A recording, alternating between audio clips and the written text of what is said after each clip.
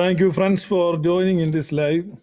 Thank you for watching. എന്നെ കണ്ടുകൊണ്ടിരിക്കുന്ന എല്ലാവർക്കും നന്ദി അറിയിക്കുന്നു. ഇന്ന്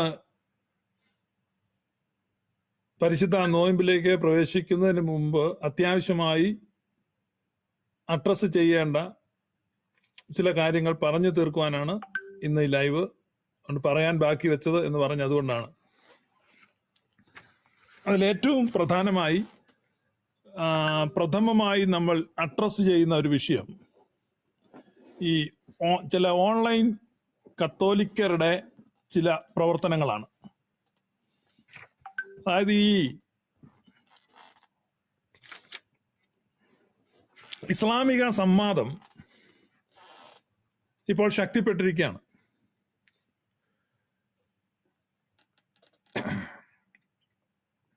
ഖുറാന്റെ ആധികാരികത, ഖുറാൻ വചനങ്ങളിലെ യുക്തിരാഹിത്യം, ഖുറാൻ ഒരു ദൈവിക ഗ്രന്ഥമല്ല എന്നതിൻ്റെ തെളിവ്, അങ്ങനെയൊക്കെയുള്ള ചില കാര്യങ്ങളിൽ വലിയ ചർച്ചകൾ, സംവാദങ്ങൾ ഒക്കെ മുന്നേറുന്ന ഒരു കാലഘട്ടമാണ്. അപ്പൊ അതേക്കുറിച്ച് നമ്മൾ നിഷ്പക്ഷമായി നീതിപൂർവമായി പറഞ്ഞാൽ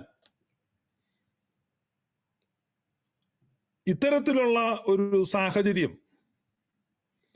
ഉളവായതിന് ക്രെഡിറ്റ് 100% കേരളത്തിലെ യുക്തിവാദികൾക്ക് ഉള്ളതാണ്. അതിൽ എടുത്തു പറയേണ്ട പേര് ആണ് E.A. ജബ്ബാർ മാഷ്, അതുപോലെ ശ്രീമതി ജാമിദ ടീച്ചർ. അവർ തന്നെ അവരെ വിശേഷിപ്പിക്കുന്ന യമു എന്ന പേരിലാണ്, എക്സ് മുസ്ലിംസ്. എന്നാൽ ക്രിസ്ത്യാനികളുടെ ഇടയിലേക്ക് മുസ്ലിങ്ങളിൽ നിന്ന് ചിലർ നുഴഞ്ഞു കയറിയിട്ടുണ്ട്. നാണയ സമ്പാദനാർത്ഥം ഷോ നടത്തുക. അതിലൊന്നാമത്തെ ആളാണ് മരിയോ എന്ന കള്ളപ്പേരിൽ അറിയപ്പെടുന്ന സുലൈമാൻ. സുലൈമാനെ ഞാൻ വിമർശിച്ചു എന്ന് പറഞ്ഞ് സുലൈമാന്റെ അനുയായികൾ എന്നെ കരിവാരിത്തേക്ക്, എന്നെ ആക്രമിക്കുക, തരം കിട്ടുന്നിടത്തൊക്കെ ചീത്ത വിളിക്കുക, ഇങ്ങനെ കുറെ സുലൈമാനികൾ നടക്കുന്നുണ്ട്. They are not Catholics. They are not Christians. They are Sulaimanis. അതിലെ പ്രമുഖനാണ് മാർട്ടിൻ ടെറോത്ത്. അങ്ങനെയൊക്കെ തുടങ്ങി കുറെ ആളുകളുണ്ട്. സുലൈമാനികൾ എന്നാണ് അവരുടെ പേര്. അവർ കത്തോലിക്കരൊന്നുമല്ല, സുലൈമാനികൾ. അതുപോലെ പെന്തക്കോസ്തിൽ ഒരു മുസ്ലിം ആണെന്ന് പറഞ്ഞൊരുത്തനുണ്ട്. അവന്റെ പേര് ചമീർ എന്നാണ്. നിങ്ങൾ ഈ ചമീറും സുലൈമാനും ഇവര് ഇത്ര നാൾ എന്നിട്ട് ഇവർ രണ്ടും കൂടെ ടോട്ടൽ പ്രസംഗിച്ച പ്രസംഗം മുഴുവനോട് എടുത്താലും ഈ ജാമിദ ടീച്ചറിന്റെയോ ജബ്ബാർ മാഷിന്റെയോ ഓരോ എപ്പിസോഡിന്റെ അത്രയും പോലും ഇസ്ലാമിക വിമർശനം ഇവർ നടത്തിയിട്ടില്ല. മറിച്ച് അവര് മറ്റു കാര്യങ്ങളൊക്കെ പറഞ്ഞ് ക്രിസ്ത്യാനികളുടെ പണം പിടുങ്ങി സുഖമായി ജീവിക്കാൻ ശ്രമിക്കുന്ന ക്രിസ്ത്യാനികളുടെ കിടക്കക്കടിയിൽ പമ്മിയിരിക്കുന്ന രണ്ട് മൂട്ടകളാണ്, രണ്ട് മുഴുത്ത മൂട്ടകൾ. അതിലപ്പുറം ഒന്നുമില്ല. ജീവൻ പണയം വെച്ച് ധൈര്യസമേതം ഇസ്ലാമിക വിമർശനത്തിൽ മുന്നോട്ട് പോയത് ഈ പറഞ്ഞ ജബ്ബാർ മാഷും ജാമിദ ടീച്ചറും അനുബന്ധമായ മറ്റു ചില ആളുകളുണ്ട്. അവരാണ് അത് ചെയ്തത്. അവര് നടത്തിയ ആ നീക്കം, ഇതിനകത്ത് നിർഭാഗ്യവാന്മാരായ രണ്ടുപേരുടെ പേര്, ഒന്ന് ഒരു കത്തോലിക്കനാണ്, മറ്റൊന്ന് ഒരു പെന്തക്കോസ്തുകാരനാണ്. കത്തോലിക്കന്റെ പേര് നിങ്ങൾക്കറിയാം, ജോസഫ് മാഷ്, തൊടുപുഴക്കാരൻ. അദ്ദേഹം പഠിപ്പിക്കാനുണ്ടായിരുന്നൊരു പാഠത്തിൽ നിന്നൊരു ചോദ്യം ഇട്ടു. അതിനകത്ത് മുഹമ്മദ് എന്നൊരു പേര് വന്നു എന്നതിന്റെ പേരിൽ അദ്ദേഹത്തിന്റെ കൈ നഷ്ടമായി. കൈ മാത്രമല്ല, അദ്ദേഹത്തിന്റെ ഭാര്യ നഷ്ടമായി, കുടുംബം നഷ്ടമായി, ജോലി നഷ്ടമായി, ജീവൻ നഷ്ടമായില്ല, ജീവിതം നഷ്ടമായി. നഷ്ടങ്ങളുടെ മാത്രം ബാക്കി പർത്തമുള്ള ഒരു ജോസഫ് മാഷ്. ഈ ജോസഫ് മാഷ്ക്ക് ഈ ദുരവസ്ഥ വന്നപ്പം കത്തോലിക്കർ എവിടെയായിരുന്നു? കത്തോലിക്ക സഭ എവിടെയായിരുന്നു? നിങ്ങളുടെ നേതൃത്വം എവിടെയായിരുന്നു? നിങ്ങളുടെ ആർജവത്വം എവിടെയായിരുന്നു? ഇന്ന് എനിക്കെതിരെ ചില ആളുകൾ കുരയ്ക്കുന്നുണ്ട്, അതുകൊണ്ടാണ് ചോദിച്ചത്.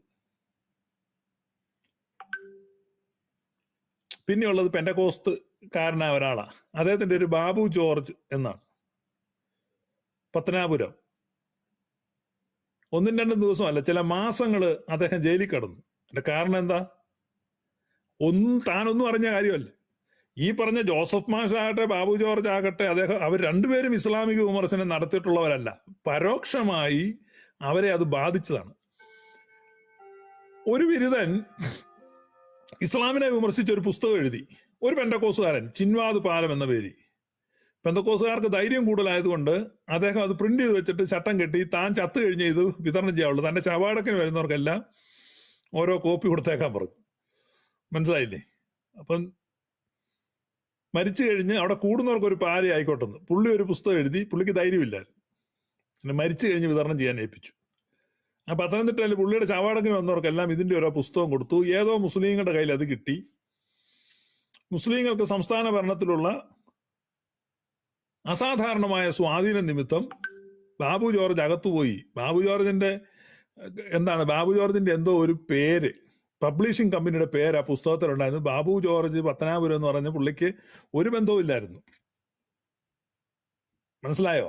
അതായത് മരിച്ചുപോയ ഒരു മനുഷ്യൻ എഴുതിയ പുസ്തകത്തിൽ ഇങ്ങേരുടെ ഒരു പേര് പരാമർശിക്കപ്പെട്ടു എന്നതിന്റെ പേരിൽ ഈ പുസ്തകവുമായിട്ട് പ്രത്യക്ഷത്തിൽ ഒരു ബന്ധവുമില്ലാത്ത മനുഷ്യൻ മാസങ്ങളോളം ജയിലിൽ കിടക്കേണ്ടി വന്ന സ്ഥലമാണ് കേരളം.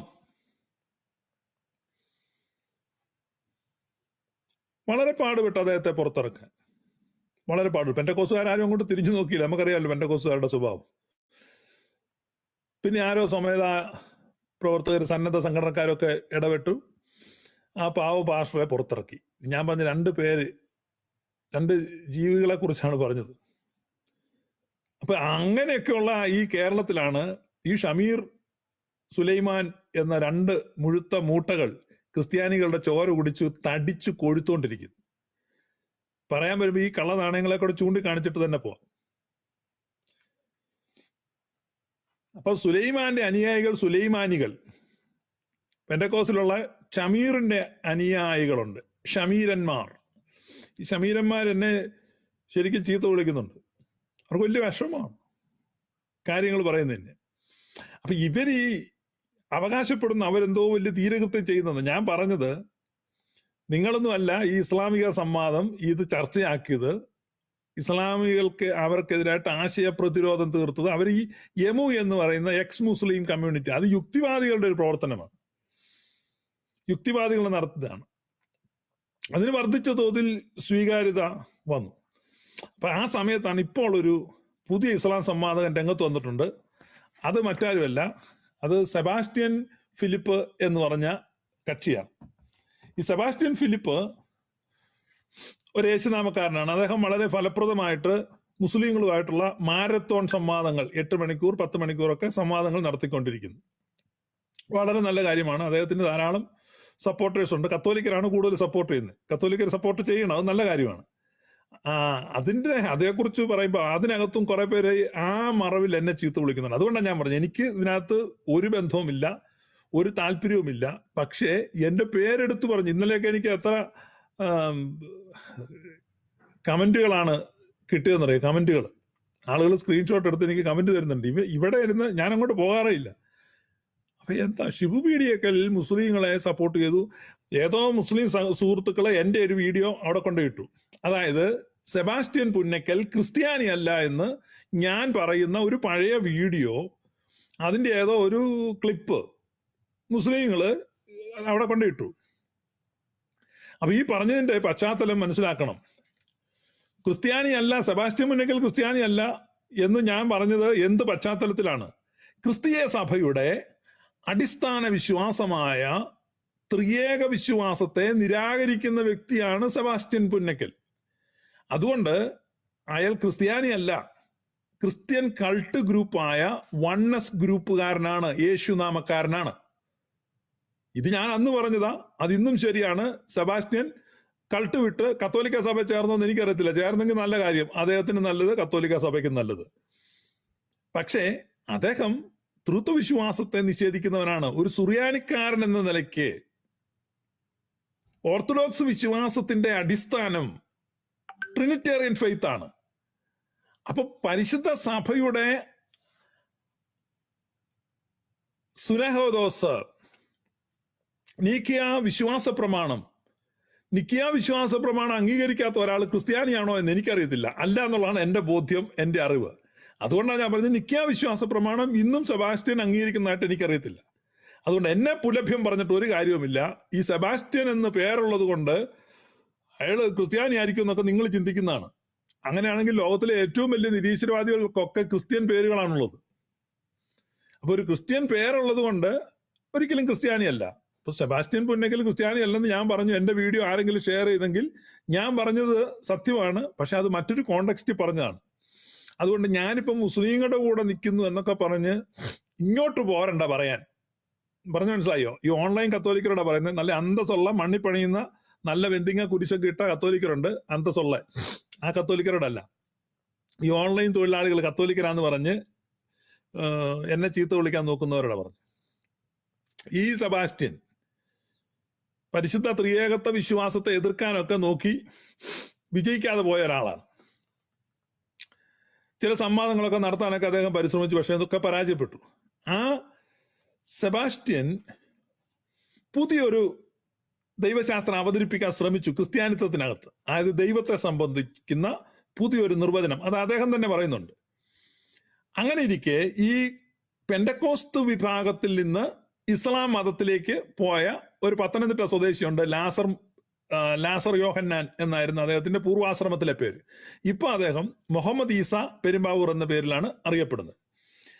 അദ്ദേഹവും ഈ സെബാസ്റ്റ്യനുമായിട്ട് ഒരു ഏറ്റുമുട്ടലുണ്ടായി.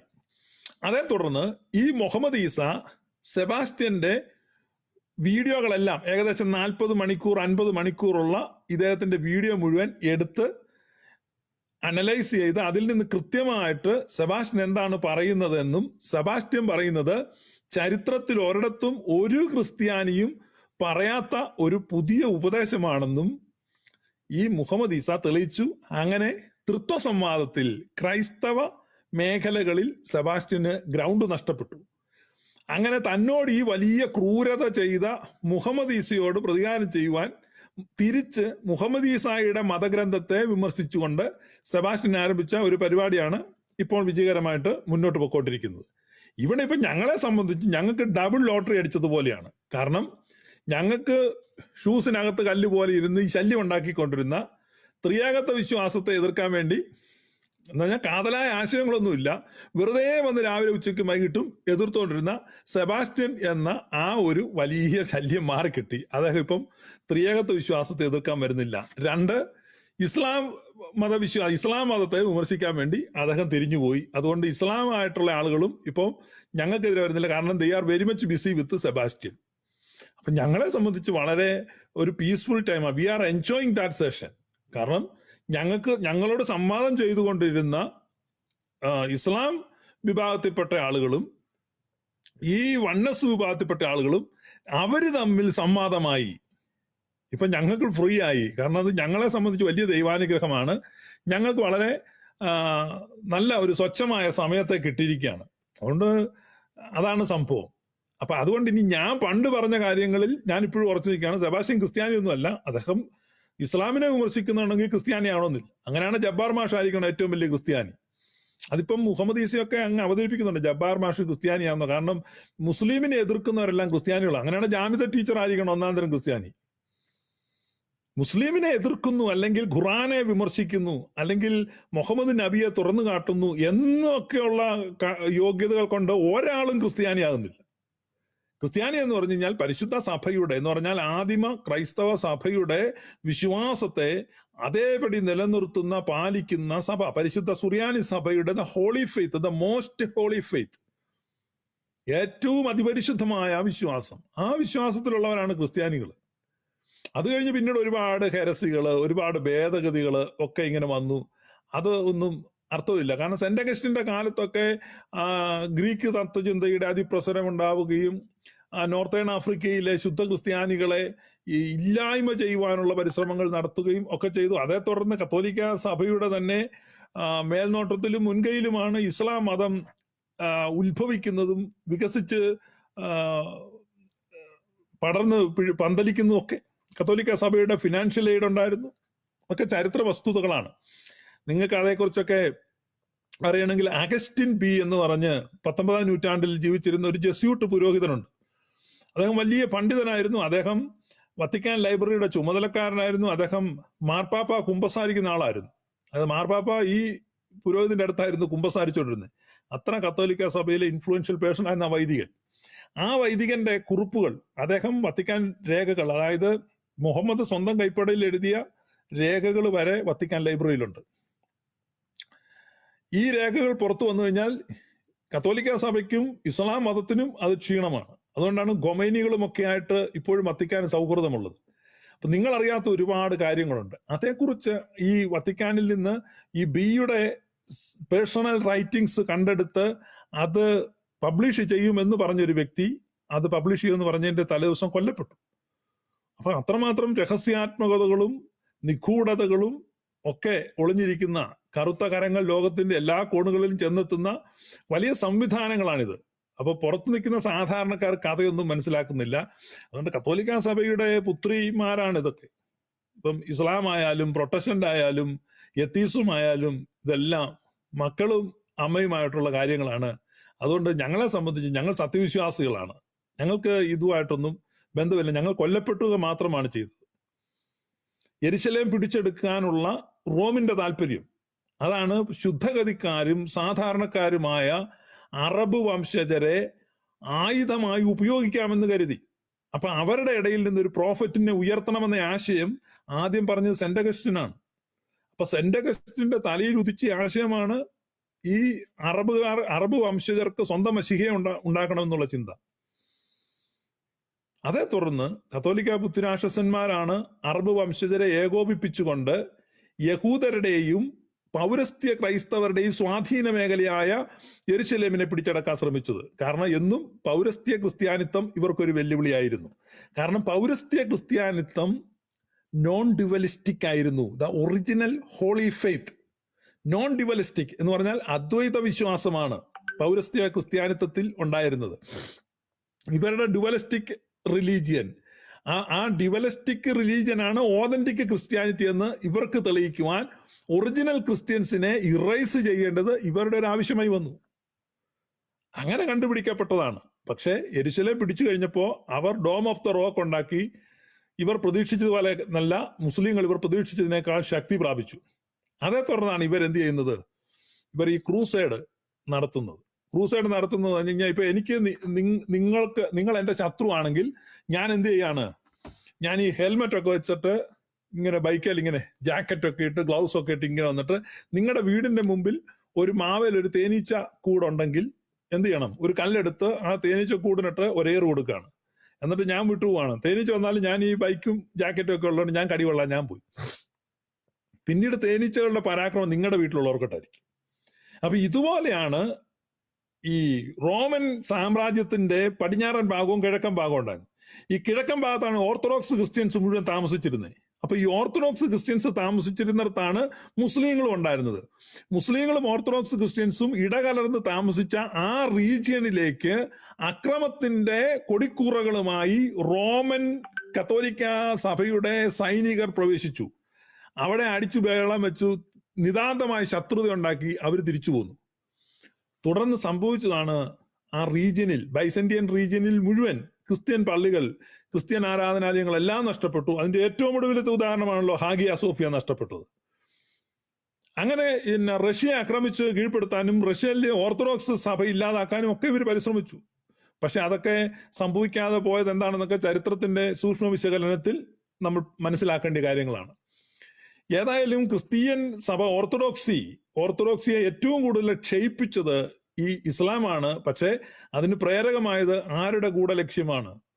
ലോകത്ത് ശക്തമായിട്ട്, അതായത് ഈ ഈസ്റ്റേൺ ചർച്ചും വെസ്റ്റേൺ ചർച്ചുമായിട്ട് വന്നപ്പോൾ ഈസ്റ്റേൺ ചർച്ചിനെ തകർത്ത് കളയുവാൻ, ഈസ്റ്റേൺ ചർച്ചിന്റെ പോപ്പുലാരിറ്റി, വേൾഡ് ഇൻഫ്ലുവൻസ് ഇതൊന്നും ഇല്ലാതാക്കിയിട്ട് ഓതന്റിക് ക്രിസ്ത്യൻസ് തങ്ങളാണെന്ന് വരുത്തി തീർക്കുവാനുള്ള വെസ്റ്റിന്റെ ശ്രമമാണ്.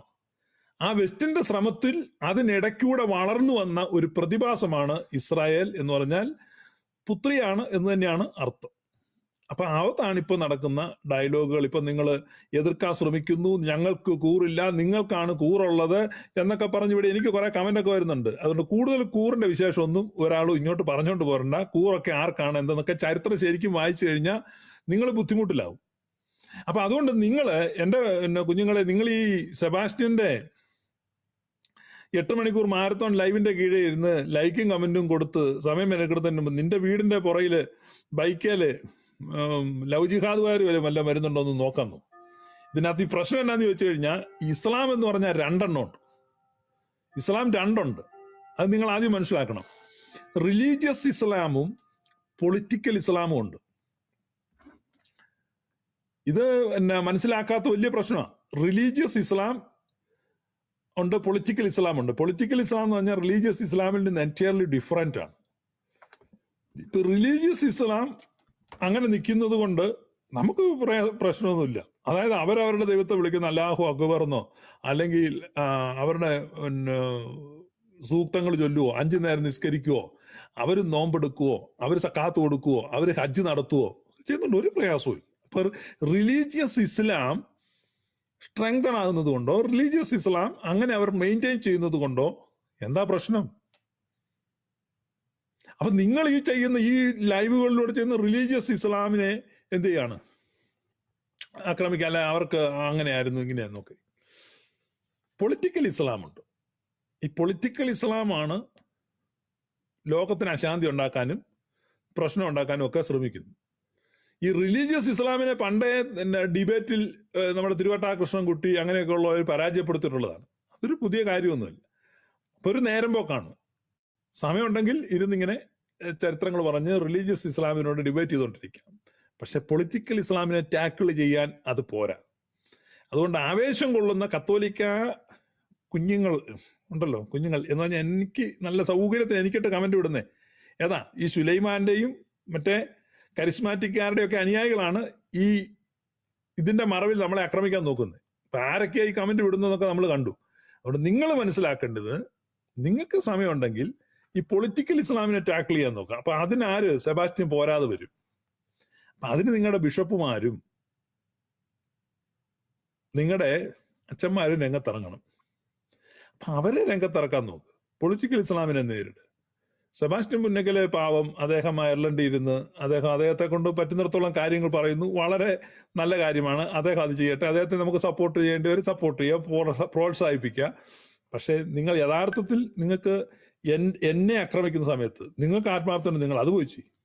നിങ്ങളുടെ ഒരു ഒരു ഒരു ഒരു വക്താവുണ്ടല്ലോ, ഒരു അച്ഛൻ നോബിൾ, എന്തി അയാള് ഈ സെബാസ്റ്റ്യൻ പുന്നക്കൽ ഇത്രയും പറഞ്ഞു, നിങ്ങൾ മാർക്ക് കൊടുത്തു, കൈയടിച്ചു, വിസിലടിച്ചു, ഒക്കെ നല്ലതാണ്. സെബാസ്റ്റ്യൻ നന്നായിട്ട് ചെയ്യുന്നു. പക്ഷെ നിങ്ങളുടെ നോബിളച്ചൻ എന്ത് ചെയ്യും? സെബാസ്റ്റ്യനേക്കാൾ എത്രയോ ഭംഗിയായി സംസാരിക്കാൻ കഴിവുള്ള ആളാണ് ഈ നോബിൾ. ഞാൻ ഈ സോഷ്യൽ മീഡിയയിൽ അടുത്തിടെ കണ്ടതിൽ ഏറ്റവും ഭംഗിയായി സംസാരിക്കുന്ന വ്യക്തി ഫാദർ നോബിളാണ്. ഞാനത് അപ്രീഷിയേറ്റ് ചെയ്യുന്നു, മാർക്കിടുന്നു. കാരണം അത്ര നന്നായിട്ട് സംസാരിക്കാൻ കഴിയാവുന്ന ഈ നോബിളച്ചനെ നിങ്ങൾ രംഗത്തിറക്കുക, അദ്ദേഹം സംസാരിക്കട്ടെ. പക്ഷെ നേരം പോവും.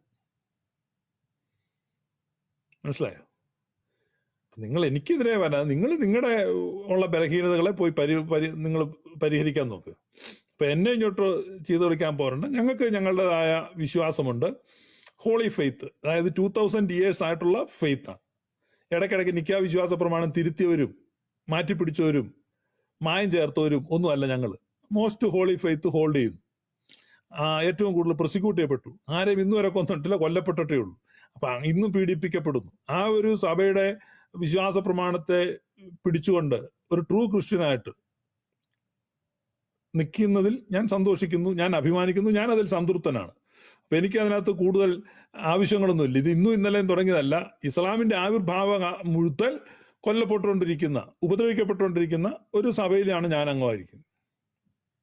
അതുകൊണ്ട് ഇങ്ങോട്ട് കൂടുതൽ നിങ്ങളുടെ കൂറ് തിരക്കിക്കൊണ്ടൊന്നും പോരണ്ട. മക്കൾ മക്കൾക്ക് കൂറൊക്കെ ഉണ്ടെങ്കിൽ തെളിയിക്കേ.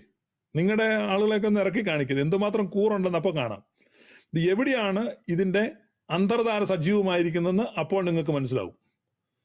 ഇപ്പൊ തൽക്കാലം സോഷ്യൽ മീഡിയയിൽ കുറെ ജിമ്മിക്കുകളൊക്കെ കാണിക്കാം, നിങ്ങൾക്ക് കുറച്ച് ഡാൻസ് ഒക്കെ നടത്താം എന്നുള്ളതല്ലാതെ യഥാർത്ഥത്തിലുള്ള ബന്ധം, അടിയൊഴുക്കുകൾ, അടിവേരുകൾ, അന്തർധാരകൾ ഒക്കെ എവിടെയൊക്കെ എങ്ങനെയൊക്കെയാന്ന് അപ്പോൾ നിങ്ങൾക്ക് മനസ്സിലാവും. അതുകൊണ്ട് നിങ്ങൾ എന്നെ വിട്ടുപിടിക്കുക. ഞാൻ പറഞ്ഞിട്ടുള്ള കാര്യങ്ങൾ പറഞ്ഞിട്ടുള്ളത് തന്നെയാണ്. മുഹമ്മദ് ഈസായെ ഞാൻ അപ്രീഷിയേറ്റ് ചെയ്തിട്ടുണ്ട് ആ കാര്യത്തിൽ. അത് ഞാൻ വീണ്ടും അപ്രീഷിയേറ്റ് ചെയ്യുന്നു. മുഹമ്മദ് ഈസ ഈ സെബാസ്റ്റ്യൻ പുന്നക്കൽ എന്ന് പറഞ്ഞ ആള് നടത്തിയ ഈ 40-50 മണിക്കൂർ നടത്തിയ ആ ബോറൻ പ്രസംഗങ്ങൾക്കിടയിൽ അദ്ദേഹത്തിന് അത് മുഴുവൻ ക്ഷമയോടെ കേട്ടിരുന്നിട്ട് ഇദ്ദേഹം പ്രസംഗിക്കുന്നത് ശുദ്ധ അബദ്ധമാണെന്ന് ഈ മുഹമ്മദ് ഈസ തെളിയിച്ചു. അതിൽ മുഹമ്മദ് ഈസ വിജയിച്ചു. പക്ഷെ അതിന്റെ പ്രയോജനം ഞങ്ങൾക്കാണ് കിട്ടിയത്, ബെനിഫിറ്റ്. കാരണം എന്നേക്കുമായി ഈ തൃത്വ വിമർശനം നടത്തിക്കൊണ്ടിരുന്ന സെബാസ്റ്റ്യൻ എന്ത് ചെയ്തു? വേറെ വഴിക്ക് പോയി. തുടർന്ന് തൃത്വ വിമർശനം നടത്താൻ മുഹമ്മദ് ഈസായിക്കും പറ്റിയില്ല. കാരണം സെബാസ്റ്റ്യന്റെ ആക്രമണം അവിടെ തുടങ്ങിയപ്പോൾ അങ്ങോട്ട് പോകേണ്ടി വന്നു. അതുകൊണ്ട് ഞങ്ങളെ സംബന്ധിച്ച് ഞങ്ങൾ പാടുകയും പ്രാർത്ഥിക്കുകയും ചെയ്താലും ഞങ്ങൾ സ്ലോമോ എൻജോയ് ചെയ്തുകൊണ്ടിരിക്കുകയാണ്. ഞങ്ങൾക്ക് ആ സമാധാനം ലഭിച്ചിരിക്കുന്നു, ഞങ്ങളത് എൻജോയ് ചെയ്യും. അതുകൊണ്ട് ഞങ്ങളില്ലാത്ത ചർച്ചകളിലേക്ക്, ഞങ്ങൾ ഇടപെടാത്ത മേഖലകളിലേക്ക് വലിച്ചഴക്കാൻ ശ്രമിക്കേണ്ട. നിങ്ങളായി നിങ്ങളുടെ പാടായി നിങ്ങൾ അവിടെ ചർച്ച ചെയ്യുക. അത് എനിക്ക് പറയാനുള്ളൂ. വളരെ കൃത്യമായിട്ട് ഈ ജബ്ബാർ മാഷ്, ഞാൻ ജബ്ബാർ മാഷിന്റെ വീഡിയോകളൊക്കെ കാണാറുണ്ട്. വളരെ സരസമായിട്ടും വളരെ ലളിതമായിട്ടും ഖുർആൻ വിമർശനം നടത്തുന്ന ആളാണ് ജബ്ബാർ മാഷ്. അത്രയും കൃത്യമായിട്ടും ഫലപ്രദമായിട്ടൊന്നും വേറെ ആരും വിമർശിക്കുന്നില്ല. അതുപോലെ തന്നെ ജാമിദ് ടീച്ചറും വിമർശിക്കുന്നുണ്ട്. ഇതൊക്കെ അതാണ് ഇവിടെ ഈ ഒരു ചലനം ഉണ്ടാക്കിയത്. അല്ലാതെ നിങ്ങൾ ഈ അടുത്ത കാലത്ത് വന്നിട്ട് നിങ്ങൾക്ക് നിങ്ങളുടെ ആ കഴിവനുസരിച്ച്, ഇപ്പം ജബ്ബാർ മാഷോ ജാമിദ ടീച്ചറോ യുക്തിവാദി സംഘടനകളോ ചെയ്യുന്നത് അവരുടെ കഴിവിന്റെ പരമാവധി അവർക്ക് ചെയ്യാവുന്നതിന്റെ നിലവാരത്തിനപ്പുറത്താണ്. പക്ഷെ നിങ്ങൾ വലിയ കത്തോലിക്കരാണ് എന്നൊക്കെ പറഞ്ഞിട്ട് നിങ്ങളുടെ മാക്സിമം കഴിവ് ഇതാണോ? അയർലൻഡിൽ താമസിക്കുന്ന ഒരു യേശുനാമക്കാരൻ നേഴ്സിനെ കൊണ്ടാണോ നിങ്ങളുടെ പോരാട്ടം നടത്തുന്നത്? ലജ്ജയില്ലേ നിങ്ങൾക്ക്? നിങ്ങളുടെ ഇടയിൽ കൊള്ളാവുന്നവരൊന്നുമില്ലേ? പൗലുസിലെ ചോദിച്ചല്ലോ, നിങ്ങളുടെ ഇടയിൽ വിവരമുള്ളവരാരും ഇല്ലേ? അക്ഷരാഭ്യാസമുള്ളവരാരും ഇല്ലേ? ധൈര്യമുള്ളവരും നട്ടലുള്ളവരും ആരും ഇല്ലേ? എന്നെ വിമർശിക്കുന്ന, എന്നെ പരിഹസിക്കുന്ന, എന്നെ ചീത്ത വിളിക്കാൻ വേണ്ടി ഒരുങ്ങുന്ന നിന്നോടൊക്കെയാണ് ഞാൻ ചോദിക്കുന്നത്. നിന്റെ ഒന്നും ഇടയിൽ ആരും ഇല്ലേ? ആരുമില്ലേ? ഇങ്ങോട്ട് കൂടുതൽ ചോദിക്കാൻ ഇങ്ങോട്ട് വരേണ്ട ആവശ്യമില്ല. ഇതൊരു സിമ്പിൾ വാണിംഗ് ആണ്, ടോക്കൺ വാണിംഗ് ആണ്. മേലാല് ആ സംവാദത്തിന്റെ ഇടയിൽ ഈ സെബാസ്റ്റ്യൻ പുന്നക്കലും ബാലുശ്ശേരിയും ഒക്കെ ആയിട്ട് നടത്തുന്ന സംവാദത്തിനിടെ എന്റെ നാമം വൃഥാ എടുക്കുന്ന കത്തോലിക്കനാണെങ്കിലും അയാളവനാണെങ്കിലും നിനക്ക് നല്ല സുഖമാണ്. കെ എ അബ്രഹാം പറഞ്ഞ പോലെ മേലാൽ എന്റെ പേര് അവിടെ എടുത്തേക്കരുത്. ഞാൻ ആ സംവാദത്തിലൊന്നുള്ള കാര്യമല്ല. മനസ്സിലായോ? എനിക്ക് റിലീജിയസ് ഇസ്ലാമിനോട് കോൺഫ്ലിക്റ്റോ അല്ലെങ്കിൽ ഡിബേറ്റോ ഒന്നും ഇല്ല. I have no debate with them. കാരണം വ്യക്തമായിട്ട് ക്രിസ്തീയ ഉപദേശമാണ് ഞാൻ പറയും. എനിക്കിപ്പോൾ ഇസ്ലാമിനോട് സംവാദം ചെയ്യേണ്ട ആവശ്യമില്ല. Islam is another religion. ഇസ്ലാം എന്ന് പറഞ്ഞാൽ മറ്റൊരു മതമാണ്. They have all rights to believe what they want to believe. ഞാനതാണ് വിശ്വസിക്കുന്നത്. നമ്മളൊരു ബഹുസ്വര സമൂഹത്തിലാണ് താമസിക്കുന്നത്. അതുകൊണ്ട് അവരെന്തെങ്കിലും വിശ്വസിക്കട്ടെ. അവർക്ക് വിശ്വസിക്കേണ്ടത്, അവർക്ക് എന്ത് വേണേലും വിശ്വസിക്കാം. അവർക്കത് ഫോളോ ചെയ്യാം. മനസ്സിലായോ? അവരുടെ പൊളിറ്റിക്കൽ അജണ്ടയാണ് വിമർശിക്കേണ്ടത്, അല്ലാതെ അവരുടെ റിലീജിയസ് ബുക്കിനെ അല്ല വിമർശിക്കേണ്ടത്. മതങ്ങൾ തമ്മിൽ ഉള്ളത് അങ്ങനെയാണ്. അല്ലാതെ ഇതൊരു സംവാദമല്ല. ഇത് തെമ്മാടിത്തരമാണ് നിങ്ങൾ ചെയ്യുന്നത്. അതല്ല നിങ്ങൾ ചെയ്യേണ്ടത്.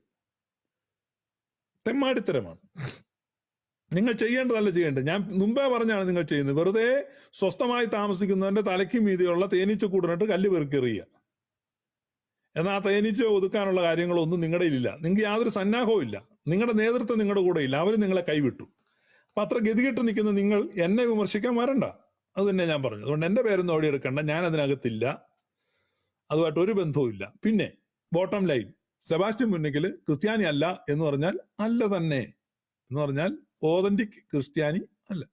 ഒരു ക്രിസ്ത്യൻ കൾട്ട് ഗ്രൂപ്പിലെ അംഗമാണത്. ക്രിസ്ത്യൻ കൾട്ട് ഗ്രൂപ്പ് ഏതാണ്? ട്രിനിറ്റേറിയൻ ബിലീഫ് ഇല്ലാത്ത ഗ്രൂപ്പുകളാണ്. അതൊരു കൾട്ട് ഗ്രൂപ്പാണ്. He belongs to such a group. I'm sorry to say. അതുകൊണ്ടാണ് ഞാൻ പറഞ്ഞത് സെബാസ്റ്റ്യൻ പുന്നക്കൽ ക്രിസ്ത്യാനി അല്ല. അത് ഞാൻ പറഞ്ഞതിനെ മുസ്ലിങ്ങൾ കോട്ട് ചെയ്തു എന്നതുകൊണ്ട് ഞാൻ മുസ്ലിങ്ങളുടെ കൂടെയാണ് എന്നൊന്നും പറഞ്ഞ് എന്നെ ആക്ഷേപിക്കാനോ ഭീഷണിപ്പെടുത്താനോ ഒന്നും പോരേണ്ട ആവശ്യമില്ല. അപ്പൊ അൺഹെൽത്തി ആയിട്ടുള്ള ഡിബേറ്റുകളല്ല നടത്തേണ്ടത്, മറിച്ച് ഹെൽത്തി ഡിസിഷൻസ് ആണ് എടുക്കേണ്ടത്. നിങ്ങൾ അങ്ങനെയുള്ള കാര്യങ്ങൾ ചെയ്യാമെങ്കിൽ അത് നല്ല കാര്യമാണ്. അതിന് ധൈര്യം ഉണ്ടെങ്കിൽ, അതിന് ആൺകുട്ടികൾ നിങ്ങളുടെ ഇടയിലുണ്ടല്ലോ, അത് ചെയ്യുക. എൻ്റെ അടുത്തോട്ട് വിമർശനം കൊണ്ട് പോരണ്ട എന്ന് ഞാൻ പിന്നെ ഓർപ്പിക്കുകയാണ്.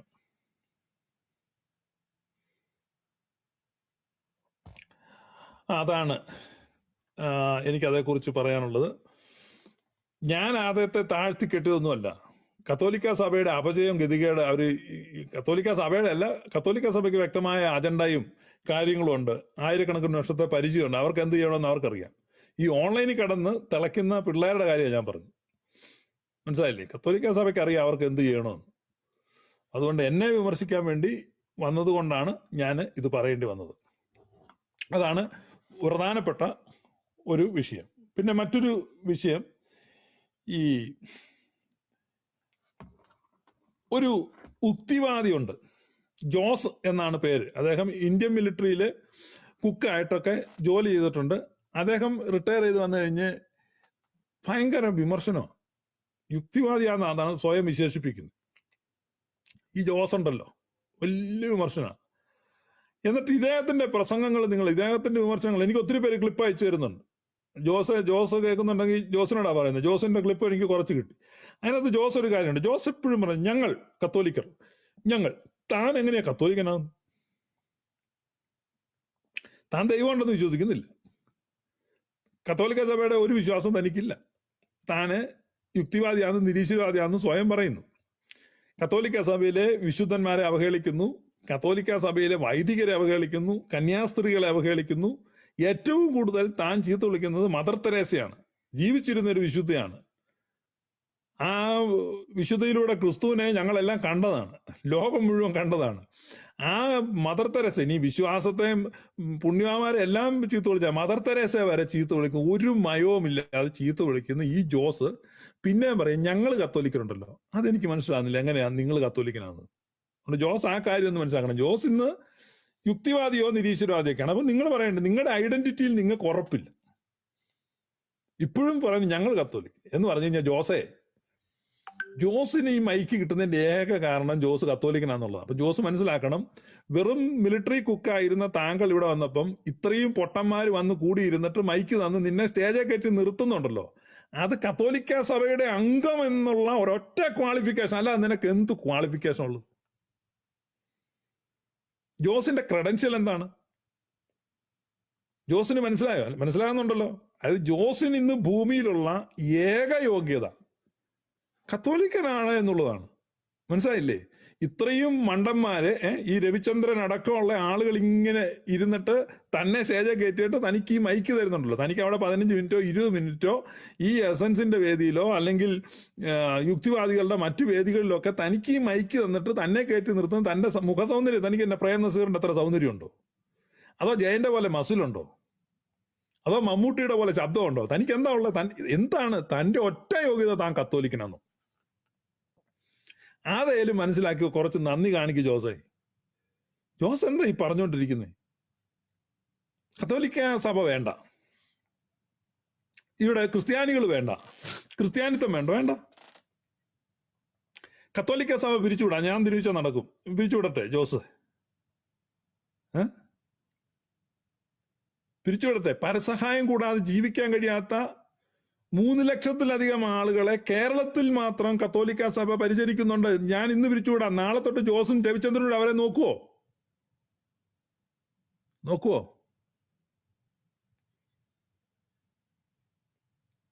ജോസിനോടാണ് ഞാൻ ചോദിക്കുന്നത്.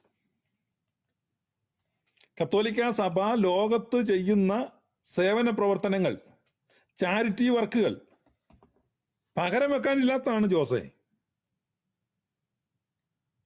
ഈ ചീഞ്ഞ് പുഴുത്ത വ്രണങ്ങളുണ്ടല്ലോ, അതിനിങ്ങനെ പുഴു ചാടി വരുന്നേ, അങ്ങനെയുള്ള വ്രണങ്ങളൊക്കെ പിടിച്ച് കിടക്കുന്ന ആളുകളെ കഴുകി വൃത്തിയാക്കി അത് വെച്ച് കെട്ടുക. ലോകത്താരുമില്ലാത്തവരായ വൃദ്ധരായ ആളുകൾക്ക് ഭക്ഷണം കൊടുക്കുക, പാർപ്പിടം കൊടുക്കുക, അവരെ സ്നേഹത്തോടെ പരിചരിക്കുക. ഈ കന്യാസ്ത്രീകൾ അതൊന്നും ചെയ്യുന്ന എങ്ങ് നിന്ന് ശമ്പളം കിട്ടിയിട്ടല്ല, ഈശോയുടെ സ്നേഹത്തെ പ്രതിയാണ് അവർ ചെയ്യുന്നത്. എന്ന് പറഞ്ഞാൽ ആ കാര്യം ചെയ്യാൻ അവരെ പ്രേരിപ്പിക്കുന്നത് ഈ ഈശോയും ഈശോയുടെ അമ്മ പരിശുദ്ധ മറിയവുമാണ്. അപ്പൊ ഈ ലോകത്ത് ഇത്രയും ത്യാഗപൂർണമായ സേവന പ്രവർത്തനങ്ങൾ ചെയ്യുവാൻ ഈ ലക്ഷക്കണക്കിന് ആളുകളെ പ്രചോദിപ്പിക്കുന്ന ഈ വിശ്വാസത്തെ താൻ നിന്ന് പരിഹസിക്കുമ്പോൾ താൻ എന്ത് സേവനമാണ് ചെയ്തത്? താനല്ല, തൻ്റെ കൂടെയുള്ള മുഴുവൻ ആളുകളും. ജോസും മൈത്രേയനും, മൈത്രേയൻ പിന്നെ മകളോട് വന്ന് കൂടെ കിടന്നോളാൻ പറഞ്ഞ് ലെറ്റർ അയച്ചാണ്. മൈത്രേയനും മനുജ മൈത്രി, നിങ്ങൾ എന്ത് സേവനമാണ് ചെയ്യുന്നേ? നാളെ ഞങ്ങൾ ഇത് പിരിച്ചു. ഞാൻ പറഞ്ഞില്ല, ഞാൻ പറഞ്ഞാൽ ഇപ്പം പറഞ്ഞാൽ ഇപ്പം ചെന്ന് പറഞ്ഞു വെച്ചാൽ ഇപ്പം എനിക്ക് അവിടുന്ന് ഇമെയിൽ അയച്ച അന്നേരം ഇമെയിൽ ഒരു വാട്സാപ്പ് മെസ്സേജ് ഇട്ട് കഴിഞ്ഞാൽ ആലഞ്ചേരി പിതാവ് ഇപ്പം തന്നെ കത്തോലിക്ക സഭ പിരിച്ചു പിടിപ്പിക്കട്ടെ. ജോസും രവിചന്ദ്രനും എല്ലാം കൂടി ഏക്കുവോ? ഇവിടെ അമേരിക്കയിൽ ഇൻഷുറൻസ് ഇല്ലാത്തവർക്ക് വലിയ ബുദ്ധിമുട്ടാണ് ജീവിക്കാൻ. എന്ന് പറഞ്ഞാൽ മെഡിക്കൽ അസിസ്റ്റൻസ് കിട്ടത്തില്ല. ഇവിടെ ഗാൽവെസ്റ്റൺ കത്തോലിക്ക സഭയുടെ ഇവിടെ ഗാൽവെസ്റ്റൺ ഡയസിസ് ഉണ്ട്. ഈ ഗാൽവെസ്റ്റൺ ഡയസിസ് ഇവിടെ ഒരു ക്ലിനിക്ക് നടത്തുന്നുണ്ട്. ആ ക്ലിനിക്കിൽ ഒരു വ്യാഴാഴ്ച നമ്മൾ ചെല്ലണം. എന്തോ നീളമുള്ള ക്യൂ ആണെന്നറിയോ. അവിടെ വൈദ്യപരിശോധനയും സ്കാനിങ് അടക്കമുള്ള എല്ലാ പരിശോധനകളും മരുന്നുകളും സൗജന്യമായിട്ട് കൊടുക്കുകയാണ് നിർധനരായ രോഗികൾക്ക്. ഇവിടെ ലോകത്തിലെ ഏറ്റവും വലിയ ചാരിറ്റി അങ്ങ് ഉരുട്ടി കൊടുക്കുന്നു എന്ന് അവകാശപ്പെടുന്ന ബിൽഗേറ്റ്സ് എന്ന് പറഞ്ഞ ഒരാളുണ്ട് ഈ അമേരിക്കയിൽ. കോടിക്കണക്കിന് ഡോളറാണ് ചാരിറ്റി കൊടുക്കുന്നത്. അയാൾ ആർക്ക് കാശ് കൊടുത്തെന്ന് ആർക്കും അറിയത്തില്ല, ആര് മേടിച്ചെന്നും അറിയത്തില്ല. കുറെ വർഷങ്ങൾക്ക് മുമ്പ് ഞാൻ ഒരു പെന്തക്കോസ് സഭയിൽ ഒരു ഉപവാസ പ്രാർത്ഥനയ്ക്ക് പ്രസംഗിക്കാൻ പോയി. പ്രസംഗിക്കാനുള്ള എൻ്റെ ഊഴം വരുന്നത് നോക്കി മറ്റൊരു മുറി ഞാൻ വിശ്രമിക്കുകയാണ്. അപ്പൊ അവിടെ ഒരു തടി കൊണ്ടുള്ള ഒരു സ്ക്രീനുണ്ട്. ഈ സ്ക്രീനിന്റെ അപ്പുറത്ത് രണ്ട് പാസ്റ്റർമാരിരുന്ന് സംസാരിക്കുന്നുണ്ട്. ഞാൻ ഇപ്പുറത്തിരിക്കുന്ന അവർ കണ്ടില്ല. അപ്പൊ അതിലൊരു പാസ്റ്റർ അടുത്ത ഇടയ്ക്ക് വിദേശ രാജ്യങ്ങളിൽ പോയി കുറച്ച് പണമൊക്കെ പിരിച്ചു വന്നു. അപ്പൊ മറ്റേ പാസ്റ്റർ ചോദിക്കുന്നു, നിനക്ക് എത്ര രൂപ കിട്ടി? അപ്പൊ ഈ പാസ്റ്റർ, എനിക്ക് 17 ലക്ഷം രൂപ കിട്ടി. അപ്പൊ മറ്റേ പാസ്റ്റർക്ക് അത്ഭുതം, അത്രയും പൈസ എങ്ങനെ കിട്ടുക? അത് ഒരു 10-25 കൊല്ലം മുമ്പത്തെ കഥയാണിത്. അപ്പൊ അദ്ദേഹം പറഞ്ഞു, അത് ഞാൻ കുറച്ച് പ്രവചനമൊക്കെ പറഞ്ഞു, എനിക്ക് അങ്ങനെ പൈസയൊക്കെ കിട്ടി. അപ്പൊ മറ്റേ പാസ്റ്റർക്ക് ഒരു ഭയങ്കര മനപ്രയാസം, ഇത്രയും പൈസ. മറ്റേ പാസ്റ്റർ ചോദിച്ചു, നീ ദശാംശം കൊടുത്തോ? ഞാൻ ദശാംശം കൊടുക്കാന്നുള്ള ഒരു സമ്പ്രദായം പെന്തക്കോസ്തിലുണ്ട്. ഇനി ദശാംശം കൊടുത്തില്ലെങ്കിൽ ഈ പാസ്റ്ററുടെ ദശാംശം മറ്റേ പാസ്റ്റർ വാങ്ങിച്ചെടുക്കാനാണ് ചോദിക്കുന്നത്, നീ ദശാംശം കൊടുത്തോ? അപ്പം ആ പാസ്റ്റർ, പിന്നെ ഞാൻ വന്നിറങ്ങിയോടെ കൊടുത്തു. അപ്പൊ മറ്റേ പാസ്റ്ററുടെ പ്രതീക്ഷകൾ അസ്തമിച്ചു. ആ മറ്റേ പാസ്റ്റർ ഇയാളോട് ചോദിക്കാണ്, ആർക്കാ കൊടുത്തേ? ആർക്കാ? അപ്പം പാസ്റ്റർ പറയാണ്, ഞാൻ ഹോസ്പിറ്റൽ മിനിസ്ട്രീസിനാണ്. ഏത്? നമ്മുടെ ജോർജ് കുട്ടിയോ? അപ്പൊ MP ജോർജ് കുട്ടിക്ക് HMI hospital ministries of India എന്ന് പറഞ്ഞ പെന്തക്കോസ്തിലെ ഒരു ഗ്രൂപ്പ് ഉണ്ട്. എന്ന് പറഞ്ഞാൽ ഹോസ്പിറ്റലിൽ പോയി ആർക്കും ഒരു പരിപ്പോടെ പോലും കൊടുക്കുന്നില്ല, ട്രാക്ട് അടിച്ച്. മനസ്സിലായോ? ഒരു നേരത്തെ മരുന്നോ ഒരു നേരത്തെ ആഹാരമോ കൊടുക്കുന്ന ഒരെണ്ണം അല്ല ഹോസ്പിറ്റൽ മിനിസ്ട്രീസ് ഓഫ് ഇന്ത്യ. പിന്നെയോ ഒരു ഗതിയില്ലാത്ത നിർധനരായ രോഗികളുടെ വായിലോട്ട് ട്രാക്ട് ഉരുട്ടി കൊടുക്കുന്ന ഒരു മിനിസ്ട്രിയാണ് ഹോസ്പിറ്റൽ മിനിസ്ട്രി. അപ്പൊ അതിനാണ് കൊടുത്തത്. എന്നിട്ടേനും അതിനല്ല, ആ ഹോസ്പിറ്റൽ മിനിസ്ട്രിക്ക്. പിന്നെ ഏതാ ഹോസ്പിറ്റൽ മിനിസ്ട്രി? ഞാൻ ഗിലയാദ് ഹോസ്പിറ്റൽ മിനിസ്ട്രിക്കാണ് കൊടുത്തത്. എന്നാലും മറ്റേ പാസ്റ്റർ അത്ഭുതത്തോടെ, ഗിലയാദ് ഹോസ്പിറ്റൽ മിനിസ്ട്രി? അതേത് മിനിസ്ട്രി? അതാരുടെ മിനിസ്ട്രി? അത് ഞാൻ തന്നെ ഒരെണ്ണം തുടങ്ങി. അപ്പൊ ഇത് കേട്ടപ്പോ ഞാനിപ്പോ ഇരുന്ന് ഒച്ച ചിരിച്ചു. അപ്പോഴും അവർക്ക് മനസ്സിലായി ഞാനിത് കേൾക്കുന്നു. കാരണം എന്നതാ, ഇവന്റെ ദശാംശം ഇവന് തന്നെ കൊടുത്തെന്ന്. ഇവൻ തന്നെ ഒരു സംഘടന ഉണ്ടാക്കിയിട്ട് ഇത് തന്നെയാ ബിൽഗേറ്റ്സ് ഇവിടെ ചെയ്യുന്നത്. ബിൽഗേറ്റ്സ് ആരെ സഹായിച്ചു? ബിൽഗേറ്റ്സ് തന്നെ ഒരു ചാരിറ്റി ഉണ്ടാക്കി. ബിൽഗേറ്റ്സിന്റെ പൈസ ബിൽഗേറ്റ്സിന്റെ ചാരിറ്റിക്ക് തന്നെ കൊടുത്തിട്ട് ബിൽഗേറ്റ്സും ഭാര്യയും കൂടെ ലോകം ചുറ്റി അവർ മരിച്ചു കഴിയുമ്പോൾ മഹാന്മാരായിരുന്നു എന്ന് പറയിപ്പിക്കാൻ വേണ്ടിയുള്ള ഒരു പാഴ് ശ്രമം. അതല്ല ഇവിടെ കത്തോലിക്ക സഭ ചെയ്യുന്നത്. Very present, very visible, very tangible help പാവങ്ങൾക്ക് കൊടുക്കുന്നു. ഞാൻ നേരിട്ട് കാണുന്നു. ഉള്ളതുപോലെ പറയണം. അപ്പൊ ഇത് ഞാനിവിടെ ഈ ഗാൽവെസ്റ്റണിലെ ബിഷപ്പിനെ എനിക്കറിയാം, കത്തോലിക്ക സഭയുടെ. ഇവിടെ നമ്മുടെ നാട്ടിലെ പോലെ കാണാൻ പറ്റാത്ത ഒരു മുറി കയറി ഇരിക്കുന്നല്ല ഈ ബിഷപ്പ്. കത്തോലിക്ക ബിഷപ്പ് എന്ന് പറഞ്ഞാൽ കേരളത്തിൽ ഈ നാട്ടിൽ നിന്ന് ഒരു അച്ഛൻ ന്യൂജേഴ്സിലായിരുന്നപ്പോഴാണ് നാട്ടിൽ നിന്ന് എനിക്ക് പരിചയമുള്ള ഒരു അച്ഛൻ വന്നു. അപ്പം ഈ അച്ഛൻ വന്നപ്പം ഈ ന്യൂജേഴ്സിയിൽ വന്നിട്ട് ഈ പിന്നെ എയർപോർട്ടിൽ വന്നിറങ്ങി കഴിഞ്ഞപ്പം ഒരു ബർമുഡ ഇട്ട് ഒരു ടീഷർട്ടും ഇട്ട് ഒരാള് വന്ന് ഇയാളെ സ്വീകരിച്ചു. അപ്പൊ ഇയാളെ ഒരു ട്രക്കെ കയറ്റി കൊണ്ടുപോയി പോകുന്ന വഴിക്ക് ബിഷപ്പ് ഹൗസിൽ പോകണം, എന്നിട്ട് ചാർജ് എടുക്കണം. അപ്പം പോകുന്ന വഴിക്ക് ഈ കൊണ്ടുപോകുന്ന ആൾ പറഞ്ഞു, നമുക്ക് കുറച്ച് ചൂണ്ടയിടാന്ന് പറഞ്ഞു. അങ്ങനെ ഒരു വണ്ടി നിർത്തി ചൂണ്ടയിട്ടു. ഈ ട്രക്കയില് അതിനുള്ള കാര്യങ്ങളെല്ലാം ഉണ്ടായിരുന്നു. അപ്പൊ ഈ മീനൊക്കെ ക്ലീൻ ചെയ്ത് മീൻ ഫ്രൈ ചെയ്തു. ആ വെള്ളത്തിന്റെ അടുത്തൊക്കെ തന്നെ ഇരുന്ന് ഇവര് മീൻ ഫ്രൈ ഒക്കെ കഴിച്ചു. അപ്പോഴൊക്കെ ഈ അച്ഛനങ്ങ് വെപ്രാളാ, അവിടെ പോയി ഇത് ചാർജ് എടുക്കണം എങ്ങനെയൊക്കെ. അവസാനം അങ്ങനെ ബിഷപ്പ് ഹൗസിൽ കൊണ്ടുവന്നു. അച്ഛന്റെ മുറി അച്ഛന് കാണിച്ചു കൊടുത്തു. മറ്റേ പുള്ളി യാത്ര പറഞ്ഞ് പിരിയാൻ നേരത്ത് അച്ഛൻ ചോദിച്ചു, അപ്പൊ എനിക്ക് എപ്പോഴാണ് ഈ ബിഷപ്പിനെ ഒന്ന് കാണാൻ പറ്റുന്നത്? അന്നേരം ഇയാൾ പറഞ്ഞു, ഞാനാണ് ബിഷപ്പ്. ഈ പറഞ്ഞ ഈ അച്ഛൻ നാട്ടിൽ നിന്ന് വന്നപ്പോൾ അയാളെ എയർപോർട്ടിൽ ചെന്ന് സ്വീകരിച്ചതും അയാളെ ഈ 4-5 മണിക്കൂർ എന്റർടൈൻ ചെയ്യിച്ച് പിന്നെ വഴിയിൽ ഫിഷ് ചെയ്ത് മീനും വറുത്തു കൊടുത്ത് ബിഷപ്പ് ഹൗസ് കൊണ്ട് ആക്കി, താമസ സ്ഥലത്ത് കൊണ്ട് ആക്കി വെച്ച് ട്രക്ക് ഓടിച്ച് തിരിച്ചു പോകാൻ ഒരുങ്ങുന്ന ആൾ പറയുന്നത് ഞാനാണ് ബിഷപ്പ്. അപ്പൊ ഈ അമേരിക്കയിലൊക്കെ അങ്ങനെയാണ്. അല്ലാതെ നമ്മുടെ നാട്ടിലെ പോലെ വലിയ വടിയും കുത്തുകൊണ്ട് ചുറ്റും അങ്ങ് അകത്ത് കയറി അങ്ങ് ഭരണത്ത് കയറി ഇരിക്കുന്ന ആ പത്രിയല്ല. അപ്പൊ എനിക്ക് ബിഷപ്പിനെ അറിയാം. ഈ ജോസ് പറയാമെങ്കിൽ ഞാൻ ഈ ഗാൽവെസ്റ്റൺ ഡയോസിസ് പിരിച്ചുപിടിക്കാം. ജോസേ, പിരിച്ചുപിടിക്കട്ടെ. നിനക്ക് നിന്റെ മറ്റന്മാർക്കൂടെ ഇവിടെ നീ മരുന്ന് കൊടുക്കാൻ പറ്റുമോ? ഇവിടെ അമേരിക്കയിലും കുറച്ചുണ്ടല്ലോ നിങ്ങളുടെ യുക്തിവാദികൾ. എന്താ ഒരുത്തനുണ്ടല്ലോ ഈ യൂട്യൂബ് വന്നിട്ട് ഇടയ്ക്ക് എന്ന് പറഞ്ഞൊരു, അവന്റെ പേരെന്നതാ, ഒരു ഒരു ഒരു ഒരു എന്താ ഒരു വടക്കൻ ശൈലി സംസാരിക്കുന്ന ഒരുത്തൻ. ആർക്കെങ്കിലും അവന്റെ പേരറിയോ? പേരും ഓർക്കുന്നില്ല. എല്ലാ കാര്യത്തിനും അങ്ങ് പ്രതികരിച്ചു വരുന്ന ഒരു യുക്തിവാദി, ഒരു നിരീശ്വരവാദി ഉണ്ട് ഇവിടെ അമേരിക്കയിൽ. ഒരു കോഴിക്കോടല്ല, ഈ കാസർഗോഡ് ശൈലിയിൽ സംസാരിക്കുന്ന ഒരുത്തൻ. നിങ്ങൾക്ക് ആർക്കെങ്കിലും അവന്റെ പേരറിയോ? അവനിങ്ങോട്ട് വന്ന് അവനങ്ങ് യുക്തിവാദം അങ്ങ് ഒലത്തുകല്ലേ. അവന് ദൈവം ഇല്ല, ആരില്ല. നീ നാളെ വഴി വീണ് ചീഞ്ഞ നിന്നെ എടുത്തുകൊണ്ട് പോകാൻ ഇവരേ ഉള്ളൂ. ലോകത്ത് അവശേഷിക്കുന്ന ഒരു നന്മയാണ് ഈശ്വര വിശ്വാസം. അത് ഏത് മതത്തിന്റെ ആണെങ്കിലും ഒരു ഈശ്വര വിശ്വാസമുള്ള വ്യക്തികളെ അവഹേളിക്കുക, ആക്ഷേപിക്കുക, അതില്ല എന്ന് പറയും. എന്ത് യോഗ്യത? നിങ്ങൾ എന്താ ചെയ്യുന്നത്? ഞങ്ങളെല്ലാം ഈശ്വര വിശ്വാസം വിടാൻ തയ്യാറാണ്. ബദലായിട്ട് നിങ്ങൾ എന്ത് ചെയ്യും? നിന്നോടൊക്കെ പറയുന്നത്, നീ കുറച്ച് പിള്ളേരുണ്ടല്ലോ ഇതിന്റെ പുറകെ, ആ രവിചന്ദ്രന്റെയും ഈ ജോസിന്റെ ഒക്കെ പുറകെ നടക്കുന്ന കുറച്ച് പേരുണ്ടല്ലോ. സ്വതന്ത്ര ലൈംഗികത പ്രചരിപ്പിക്കുക, ഫ്രീ സെക്സ്, ഇതല്ല നിന്റെയൊക്കെ പണി. ഇതാണ് ഈ ലോകത്തിനുള്ള നിങ്ങളുടെ പ്രോമിസ്. ഞാൻ എൻ്റെ കൂടെ ഉള്ളവരൊക്കെ തയ്യാറാണ്. ഞങ്ങളൊക്കെ ഭയങ്കര താല്പര്യം, യുക്തിവാദി നിരീശ്വരവാദിയായിട്ട് ഞങ്ങളൊക്കെ വരാൻ പോകാം അങ്ങോട്ട്. പക്ഷെ ആദ്യം നിങ്ങൾ പറ, നിങ്ങൾ എത്ര ബെഡുകളുള്ള ഹോസ്പിറ്റലുകളാണ് പാവങ്ങൾക്ക് വേണ്ടി പണിതിരിക്കുന്നത്? രവിചന്ദ്രനും കൂട്ടരും. വിമർശിക്കുന്നത് കൊള്ളാം. എടാ രവി, നീ വിമർശിക്കുന്നത്, നീ കൊള്ളാം, നീ മിടുക്കനാ. നീ ആദ്യം കാണിക്കും, നീ എത്ര ആശുപത്രി അവിടെ പണിതിട്ടുണ്ട്? നീ എത്ര അനാഥാലയം നടത്തുന്നുണ്ട്? നീ എത്ര ശിശുഭവൻ നടത്തുന്നുണ്ട്? നീ വല്ല കുഷ്ഠരോഗിയെ വെച്ച് കിട്ടുന്നുണ്ടോ? അതിന് നിന്റെ കൂടെയുള്ള ആരെങ്കിലും ചെയ്യുന്നുണ്ടോ? ഞാൻ പറഞ്ഞല്ലോ, ഞാൻ പറഞ്ഞ ഇനിയിപ്പോ ഞാൻ ഈ നമ്മുടെ പരിശുദ്ധ ഫ്രാൻസിസ് മാർപ്പാപ്പയോടാണ് ഞാൻ പറഞ്ഞ അന്നേരം പിരിച്ചുവിടും, ടോട്ടൽ പിരിച്ചുവിടാം. നിങ്ങൾ എന്ത് ചെയ്യും? പറ്റുമോ?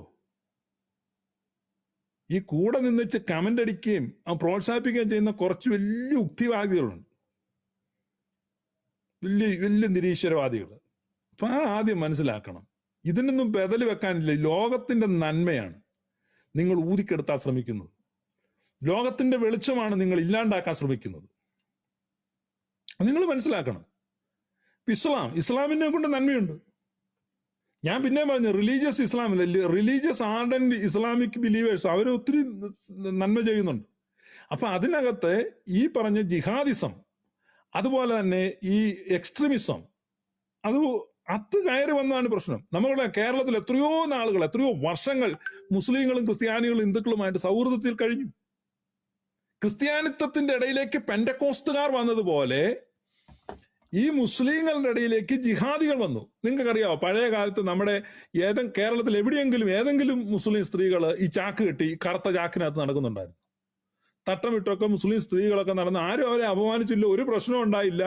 എത്ര സാമുദായ സൗഹാർദ്ദം ഉണ്ടായിരുന്ന രാജ്യമാണ്. 2 ശാപം കേരളത്തിൽ വന്നു. അതിൽ ഒരു ശാപം പെന്റക്കോസ്താണ്. ക്രിസ്ത്യാനികളെ വിഭജിപ്പിച്ചു. അയ്യോ, നമ്മുടെ അയൽക്കംകാര് ശബരിമലയ്ക്ക് പോയച്ചു വന്നു കഴിഞ്ഞാൽ നമുക്ക് ആദ്യം കൊണ്ടേ അപ്പവും അരവണയും തരും.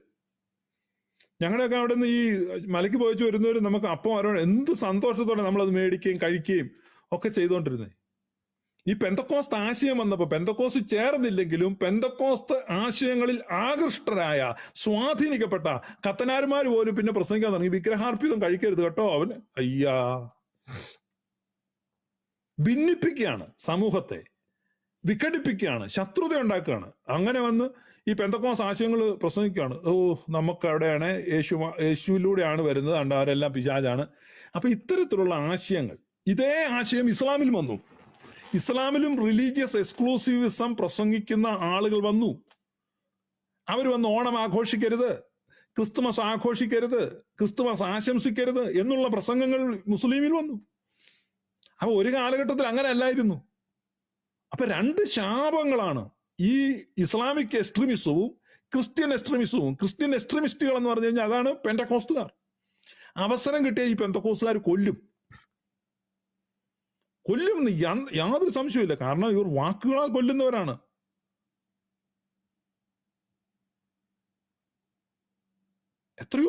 എത്രയോ പേരെയാണ് വാക്കുകളാൽ അവർ കൊന്നുകളയുന്നത്. തേജോവധം, അവരുടെ കൂടെ തന്നെയുള്ള ആളുകളെ അവർ കൊല്ലും. ഇന്നിപ്പം അവരുടെ ഇടയിൽ ഒരു പാസ്റ്റർ മരിച്ചിട്ടുണ്ട്, സുദർശനം പിള്ള.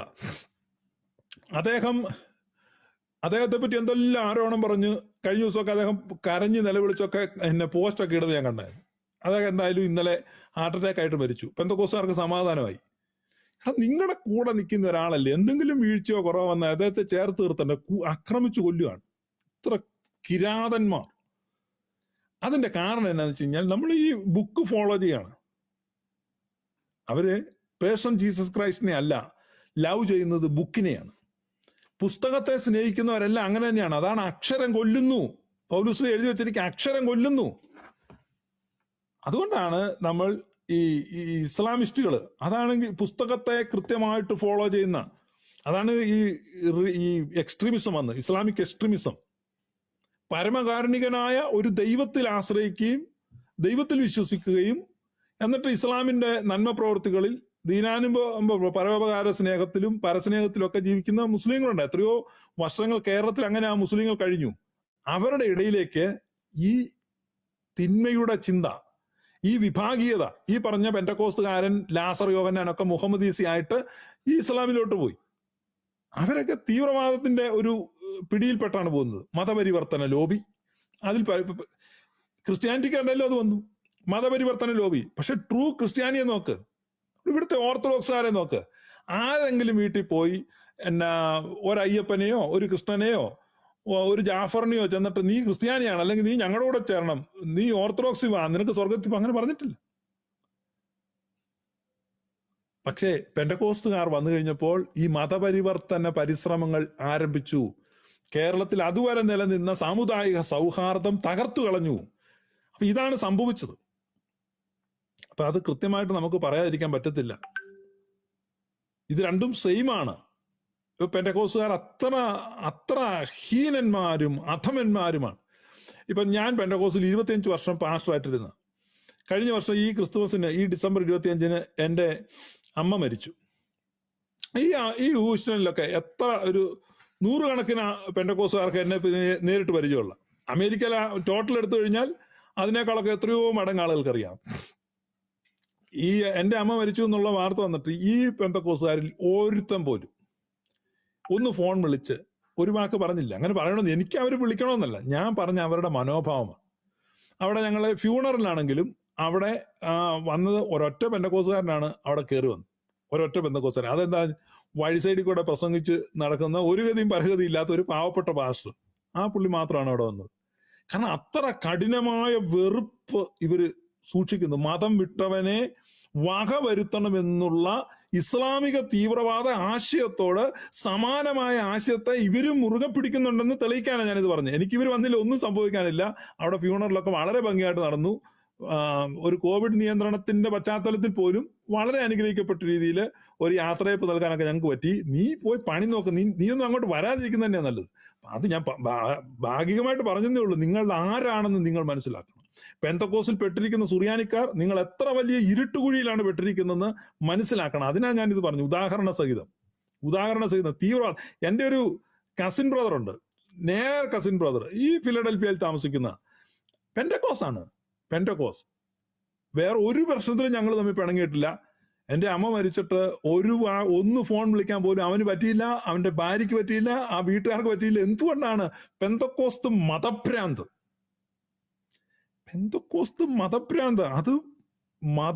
അത് മനുഷ്യനെ മയക്കുന്ന കറുപ്പാണെന്ന് കാറൽ മാർക്സ് പറഞ്ഞ് കൃത്യമാണ്. പക്ഷെ ദൈവസ്നേഹത്തിൽ അധിഷ്ഠിതമായ ത്രിയേക ദൈവത്തിന്റെ സ്നേഹത്തിൽ അധിഷ്ഠിതമായ വിശ്വാസമാണ് ഓർത്തഡോക്സി. നിങ്ങൾ നോക്ക്, ഓർത്തഡോക്സ് സഭകളിൽ നിന്ന് സ്വർഗീയ വിരുന്നിൽ പോയവര്, പെന്റക്കോസിൽ പോയവർ എത്രയുണ്ട്? അവരുടെ കല്യാണത്തിനും ശവസംസ്കാരത്തിനും ഒക്കെ ഈ ഓർത്തഡോക്സുകാർ സഹകരിക്കുന്നുണ്ട്. അവരെ പിണങ്ങുന്നില്ല, ഒറ്റപ്പെടുത്തുന്നില്ല, അകറ്റി നിർത്തുന്നില്ല, ഓടിച്ചു വിടുന്നില്ല, പകയോടെ നോക്കുന്നില്ല, വെറുപ്പോടെ വീക്ഷിക്കുന്നില്ല, നീ നരകത്തിൽ പോകുന്നു ശപിക്കുന്നില്ല. അതാണ് ഓർത്തഡോക്സി. ശത്രുക്കളെ സ്നേഹിക്കണമെന്ന് ക്രിസ്തു പഠിപ്പിച്ച ആ ക്രിസ്തുവിന്റെ സ്നേഹം ആ ലിറ്റർജിയിലൂടെ അവർ പോലും അറിയാതെ അവരുടെ ചിന്തകളിലും ആത്മാവിലും അവരുടെ ജീവിതത്തിലും മനോഭാവത്തിലും വീക്ഷണത്തിലും എല്ലാം സ്വാധീനം ചെലുത്തിക്കൊണ്ടിരിക്കുക. What a wonderful church is that. What a wonderful liturgy that we have. അതിൽ ഞാൻ അഭിമാനം കൊള്ളുന്നു. അപ്പം ഇതൊക്കെയാണ് ഇതിൻ്റെ ഒരു പശ്ചാത്തലം. ഇനി പ്രധാനമായിട്ട് പറയാനുള്ളത് നമ്മുടെ ക്നാനായ സമുദായത്തെ പറ്റിയാണ്. ക്നാനായ സമുദായത്തിൽ എന്തൊക്കെയോ ഇങ്ങനെ പോഞ്ഞുകൊണ്ടിരിക്കുക കുറേ ദിവസമല്ല കുറേ നാളായിട്ട്. എന്താ അവിടെ പ്രശ്നം? നിങ്ങൾ ആകെ 15,000 പേരുള്ള ഒരു ചെറിയ ഗ്രൂപ്പാണ്. ഓരോ ക്നാനായക്കാരോടും ഞാൻ സ്നേഹത്തോടെ പറയുകയാണ്, നിങ്ങൾ ഇത് അവസാനിപ്പിക്കണം. നിങ്ങൾ കേരളത്തിലെ ഏറ്റവും പ്ലസ്സഡ് ആയിട്ടുള്ള ഒരു കമ്മ്യൂണിറ്റിയാണ്, മൈനോറിറ്റി ചെറിയ കമ്മ്യൂണിറ്റിയാണ്, പക്ഷെ സച്ച് എ വണ്ടർഫുൾ പീപ്പിൾ. ഞാൻ പരിചയപ്പെട്ടിട്ടുള്ള ആ സമുദായത്തിൽ പരിചയപ്പെട്ടിട്ടുള്ള എല്ലാ ഓരോ യുണീക്ക് പേഴ്സൺസ് ആണ്. നിങ്ങൾ വളരെ വണ്ടർഫുൾ കമ്മ്യൂണിറ്റിയാണ്.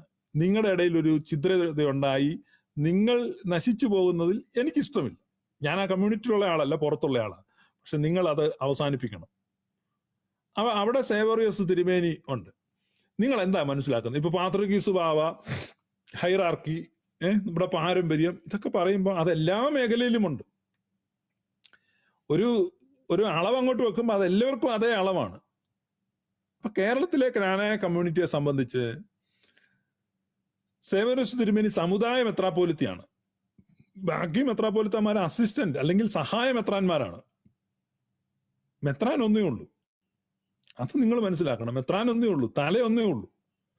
ഒരുപാട് ശിരസുകളുള്ള ഒരു ജീവിയല്ല അത്, ഒരു തലയേ ഉള്ളൂ. അപ്പം നിങ്ങളുടെ സമുദായ മെത്രാപ്പോലിത്ത അദ്ദേഹമാണ് ആദ്യമായിട്ട് വാഴിക്കപ്പെട്ടത്. ആ മേൽസ്ഥാനമുണ്ട് അല്ലേ, ആ സീനിയോറിറ്റി ഉണ്ട്. ആ സീനിയോറിറ്റിയെ ഹോണർ ചെയ്യുക. ആ സീനിയോറിറ്റിയെ നമ്മൾ ഹോണർ ചെയ്യാതെ വന്നാൽ നമ്മൾ ഓർത്തഡോക്സി അല്ല പ്രാക്ടീസ് ചെയ്യുന്നത്, ഹെറ്ററോഡോക്സിയാണ്. ഇപ്പൊ പറയുകയാണെങ്കിൽ ഓർത്തഡോക്സിയിൽ കളക്റ്റീവ് ലീഡർഷിപ്പ്, ആ വിശേഷമൊക്കെ എനിക്കറിയാം. പക്ഷേ സീനിയർ മെത്രാനെ നമ്മൾ ബഹുമാനിക്കണം, സീനിയോറിറ്റിയെ നമ്മൾ മാനിക്കണം. പിന്നെ എന്ത് ചെയ്യണം? പിന്നെ ഓരോരുത്തർക്കും ആ സ്ഥാനം കൊടുത്തിരിക്കുന്നതിനാണ് സമുദായത്തിന്റെ ശ്രേയസ്സിന് വേണ്ടി, ഐശ്വര്യത്തിന് വേണ്ടി അല്ല, സ്വന്തം ശ്രേയസ്സിന് വേണ്ടി അല്ല, സ്വന്തം നാമ മഹത്വത്തിന് വേണ്ടിയല്ല. അപ്പൊ സമുദായത്തിന്റെ ശ്രേയസ്സിന് വേണ്ടി, ഐശ്വര്യത്തിന് വേണ്ടി, അഭിവൃദ്ധിക്ക് വേണ്ടി, അതിലെ അംഗങ്ങളുടെ ഉത്കൃഷ്ടത്തിന് വേണ്ടി എന്ത് ചെയ്യണം? ത്യാഗപൂർണമായ പ്രവർത്തനങ്ങൾ നടത്തുവാനാണ് ഈ സ്ഥാനത്തേക്ക് അവരോധിക്കപ്പെടുന്നത്. അല്ലാതെ ഞാൻ മുമ്പേ പറഞ്ഞതുപോലെ അങ്ങ് നമ്മൾ സിംഹാസനത്തിൽ ഇരുന്ന് സാമ്രാജ്യം ഉണ്ടാക്കുകയാണ്, അങ്ങനെയുള്ള ചിന്തകൾ വിടണം. ആ ഒരു ചെറിയ കമ്മ്യൂണിറ്റി ഒന്നായിട്ട് നിൽക്കണം, ഒരു ഇടവകയായിട്ട് നിൽക്കണം. അതിനുള്ള വലിപ്പമല്ലേ ഉള്ളൂ. അതിനെ വിഭജിക്കണമെന്നും അതിനെ കഷ്ണമാക്കണമെന്നും അങ്ങനെയൊക്കെ ആവശ്യപ്പെടുന്നവര് ആ കമ്മ്യൂണിറ്റിയുടെ പൊതു താല്പര്യമല്ല ഉദ്ദേശിക്കുന്നത്. നിങ്ങൾ ഒരുമിച്ച് നിൽക്കണം. നിങ്ങൾ ആ സഭയുടെ ബിഷപ്പുമാരായിട്ടുള്ള നിങ്ങൾ 4 പേരും യോജിച്ച് നിൽക്കണം. ഒരു മേശയ്ക്ക് ചുറ്റുമിരുന്ന് പ്രാർത്ഥനാപൂർവം, അത് കർത്താവ് ശിഷ്യന്മാരുടെ കാല് കഴുകി എന്ന് നമ്മൾ പറയുന്നില്ലേ, നിങ്ങൾ ആ പരസ്പരം താഴ്മയിലും വിനയത്തിലും പരസ്പരം കീഴ്പ്പെട്ട് ഐക്യപ്പെട്ട് നിങ്ങളുടെ സമുദായ പുരോഗതിക്ക് വേണ്ടി യത്നിക്കണം. അതിനാണ് നിങ്ങളെ ആക്കിയിരിക്കുന്നത്. അപ്പൊ നിങ്ങളെ എന്തിനാണ് ആക്കിയെന്നുള്ളത് നിങ്ങൾ മറന്നുപോകരുത്. നിങ്ങളെ ആക്കിയിരിക്കുന്ന എന്തിനാണെന്നുള്ള ചിന്തയോടുകൂടെ നിങ്ങൾ ഒരുമിച്ച് നിൽക്കണം. കാരണം ഇത്രയും വലിയ ഒരു ഓർത്തഡോക്സ് യാക്കോബായ തർക്കമുണ്ടാകുമ്പോൾ നമ്മൾ പറയുകയാണ്, നിങ്ങൾ 2 കൂട്ടരും ഒരുമിച്ച് നിൽക്കണം, നിങ്ങൾ പരസ്പരം ഉൾക്കൊള്ളണം, അംഗീകരിക്കണം എന്നൊക്കെ പറയുമ്പം ഈ ക്നാനായ കമ്മ്യൂണിറ്റി, ഇത്രയും ചെറിയൊരു കമ്മ്യൂണിറ്റി എന്തൊരു അമാതൃകയാണ് ലോകത്തിന് കൊടുക്കുന്നത്. നിങ്ങൾ തമ്മിൽ ഇത്രയും വലിയ ഒരു ഭിന്നത ഉണ്ടാക്കുന്നത്. അതിനിടയ്ക്ക് അവിടെ എന്തെല്ലാം അഭ്യൂഹങ്ങൾ, ഊഹാപോഹങ്ങൾ, കത്തുകൾ, കൽപ്പനകൾ ഒക്കെ പ്രചരിക്കുന്നു. ഫാബ്രിക്കേറ്റഡ് സ്റ്റോറീസ്, ന്യൂസ്, ഇതെല്ലാം ഇങ്ങനെ മാനിപ്പുലേഷൻസ്, ലോബിയിങ്, ഇങ്ങനെയുള്ള കാര്യങ്ങൾ ഇതൊക്കെ അവസാനിപ്പിച്ച് നിങ്ങളുടെ ഇടയിൽ ആരുമില്ലേ? പൗലോസ്ലീഹ വളരെ ദുഃഖത്തോടെ കൊരിന്ത്യരോട് ചോദിക്കാണ്, ഈ പ്രശ്നം പറഞ്ഞു തീർക്കാൻ നിങ്ങളുടെ ഇടയിൽ ജ്ഞാനിയായ ഒരുത്തൻ പോലും ഇല്ലേ? ഞാൻ ചോദിച്ചല്ല, കോറിന്തോസുകാർക്ക് എഴുതിയ ലേഖനത്തിൽ പൗലോസ്ലീഹ ചോദിച്ചാണ്. പൗലോസ്ലീഹയ്ക്ക് അങ്ങ് വിഷമാണ്. കാരണം കൊരിന്തിലൊക്കെ ചെന്ന് കഴിഞ്ഞപ്പോൾ വലിയ കേമന്മാരെയൊക്കെ ചർച്ചയ്ക്ക് കണ്ടതാ. മനസ്സിലായില്ലേ? റോൾസ് റോയ്സ് എല്ലൊക്കെ വരുന്ന സ്വർണ്ണ ചെയിനൊക്കെ ഇട്ട് ഇങ്ങനെ അച്ചായമാരെയൊക്കെ പൗലൂസ് കണ്ടതാ. മോൾ ഓക്സ്ഫോർഡിൽ പഠിക്കാന്നൊക്കെ അച്ചായൻ പറഞ്ഞ, കേംബ്രിഡ്ജ് പഠിക്കുന്നവരുണ്ടെന്ന് അവരെ മറ്റേ അച്ചായൻ പറഞ്ഞു. അപ്പം വേറൊരു അച്ചായൻ വന്നു വെച്ച് കഴിഞ്ഞാൽ എൻ്റെ മോൻ ഇതാണ്, മറ്റേ എല്ലാം വലിയ വലിയ ആളുകളാണ്, ടോപ്പ് ആളുകളാണ്. പക്ഷേ ഈ പ്രശ്നം തീർക്കാൻ നിങ്ങളുടെ ഇടയിൽ ആരുമില്ലേ? പൗലൂസിൽ എഴുതി ചോദിക്കാണ്, ഞാൻ പൊരുതി വന്നപ്പോൾ ഒത്തിരി ആളുകളെ, വലിയ യോഗ്യന്മാരെയും കേമന്മാരെയും മാന്യന്മാരെയും പണ്ഡിതന്മാരെയും ഒക്കെ കണ്ടതാണല്ലോ. പക്ഷെ ഈ പ്രശ്നം ഒന്ന് പറഞ്ഞു തീർക്കാൻ നിങ്ങളുടെ ജ്ഞാനിയായി ഒരുത്തനില്ലേ? നിങ്ങൾ ചിന്തിക്കണം. അപ്പോൾ ക്നാനായ കമ്മ്യൂണിറ്റിയെ ഞാൻ വളരെ സ്നേഹിക്കുന്ന കമ്മ്യൂണിറ്റിയാണ്. നിങ്ങൾ ഒന്നായി ഐശ്വര്യമായി സന്തോഷമായി സമാധാനമായി പുരോഗമിക്കണം എന്നുള്ളതാണ് എൻ്റെ ആഗ്രഹം. അതുകൊണ്ട് നിങ്ങൾ ഐക്യപ്പെടണം, നിങ്ങളുടെ ആ പ്രശ്നങ്ങൾ പരിഹരിക്കണം, എന്നേക്കുമായി ശാശ്വതമായി അത് പരിഹരിക്കണം. അതിന് നിങ്ങളെ ഗ്രാനായക്കാർ ഒരുമിച്ച്, നിങ്ങൾക്കും ഈ നോമ്പുകാലം ഒരു പുനഃസമർപ്പണത്തിന്റെയും പുനർവിചിന്തനത്തിന്റെയും ഒക്കെ നാളുകളായി മാറട്ടെ. നോമ്പിലെ യാത്ര, നമ്മൾ നോമ്പിലേക്ക് പ്രവേശിക്കുകയാണ്. അപ്പൊ നോമ്പിലെ യാത്ര ക്നാനായ സമുദായത്തിന് ഒരു പുതുജീവൻ നൽകട്ടെ എന്ന് ഞാൻ പ്രാർത്ഥിക്കുകയാണ്. ഇപ്പൊ നോമ്പ് എന്ന് പറയുമ്പോൾ പ്രകൃതി തന്നെ നോമ്പെടുക്കുന്നു. ഈ മരങ്ങൾ ഇല പൊഴിക്കുന്നു, ഈ മൂർഖം പാമ്പ് പോലും പടം പൊഴിക്കുന്നു. ഈ പാമ്പ് എന്ത് ചെയ്യുമെന്നറിയോ? 40 ദിവസമൊക്കെ ഒന്നും കഴിക്കത്തില്ല പടം പൊഴിക്കുന്നതിന് മുമ്പ്. കാരണം മെലിയാണ്. അപ്പൊ ആ ചെറുതായിട്ട് അത് മെലിയുന്നതിലൂടെയാണ് അതിന്റെ ആ പട അതിനെ ഉരിഞ്ഞു കളയും. പുതിയ ത്വക്കോടുകൂടെ കൂടുതൽ തിളക്കമുള്ള, സൗന്ദര്യമുള്ള, മിനുസമുള്ള ത്വക്ക് ധരിച്ചുകൊണ്ട് പാമ്പ് പോലും പുതുക്കം പ്രാപിക്കുകയാണ്. അപ്പൊ നോമ്പിനെയൊക്കെ ആളുകൾ പരിഹസിക്കുന്നുണ്ട്. അപ്പൊ പ്രകൃതി നമ്മൾക്ക് പാഠം തരികയാണ്. അതുകൊണ്ട് ഈ നോമ്പിന്റെ കാലയളവിൽ എല്ലാവരും ഒരു പുതുക്കം പ്രാപിക്കുന്ന, കഴുകൻ തൂവലുകളെ കൊത്തിക്കളഞ്ഞ് കഴുകൻ തന്റെ യൗവനം പുതുക്കുന്നത് പോലെ വിശ്വാസി തന്റെ ജീവിതത്തിൽ തന്റെ യൗവനത്തെ പുതുക്കുന്നു എന്ന് ബൈബിൾ നമ്മെ പ്രബോധിപ്പിക്കുന്നു. അപ്പൊ അതുപോലെ ക്നാനായ സമുദായത്തിനും ഈ നോമ്പുകാലം ഒരു പുതുക്കത്തിന്റെയും ഒരു അനുഗ്രഹത്തിന്റെയും ഒരു ഉണർവിന്റെയും ഒക്കെ സമയമാകട്ടെ എന്ന് ഞാൻ ആശംസിക്കുകയാണ്. ഞാൻ ഒരു സെക്കൻഡ് ഞാൻ ഈ നിങ്ങളുടെ കമന്റുകൾക്കും പ്രതികരിക്കാം.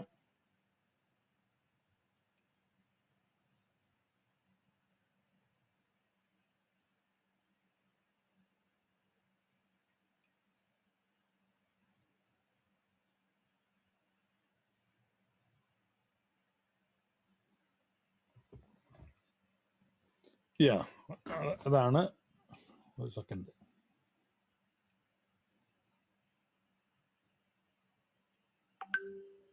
സുഭാഷ് കുമാർ മണിയൻ വന്നിട്ടുണ്ട്. സുഭാഷ് കുമാർ മണിയൻ, നിന്നോട് പറയാണ്, മേലാല് എൻ്റെ വീഡിയോയുടെ കീഴെ നീ വരുവോ കമന്റ് എഴുതുകയോ ചെയ്യരുത്. ഇത് പറയുന്നത് എന്താണെന്ന് വെച്ച് കഴിഞ്ഞാൽ നിനക്കൊന്നത് അക്ഷരം പോലും അറിയത്തില്ല. നീ ആദ്യം മലയാളം എഴുതാൻ പഠിക്കുക. കാരണം നിന്റെ ഈ അക്ഷരത്തെറ്റ് കണ്ട് ചിരിച്ചിട്ട് എനിക്ക് വല്ലാത്ത പ്രയാസമാകുകയാണ്. നീ ആദ്യം പോയി മലയാളം എഴുതാൻ പഠിക്കുക. നീ അത് കഴിഞ്ഞിട്ട് വലിയ കാര്യം ഈ കമന്റ് ഒക്കെ എഴുതാൻ വന്നാൽ മതി. എടാ സുഭാഷേ, അന്തൻ നീ എങ്ങനെ എഴുതുന്നേ? നീ മുമ്പേ കമന്റ് എഴുതി, ഞാനവിടെ ചോദിച്ചായിരുന്നു. നിനക്കിതുപോലും എഴുതാൻ അറിയത്തില്ല. നീ ഇത്ര തോൽവിയാണോടാ സുഭാഷേ? നീ ആദ്യം അക്ഷരം എഴുതി പഠിക്കേ. അത് കഴിഞ്ഞിട്ട് നീ എന്നെ ഉപദേശിക്കാൻ വാ. മനസ്സിലായോ? സുഭാഷ് കുമാർ മണിയനോടാണ് പറയുന്നത്.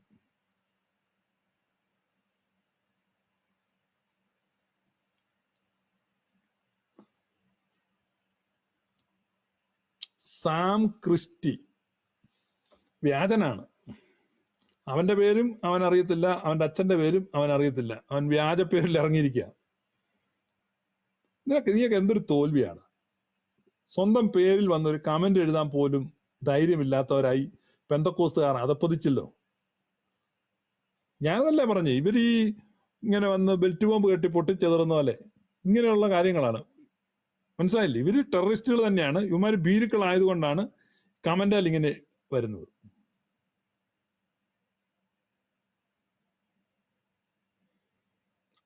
സാധനം പഠിക്കല്ലേ? അങ്ങനെ തന്നെ അവൻ എഴുതിയത്. ഇവൻ അക്ഷരം അറിയത്തില്ല.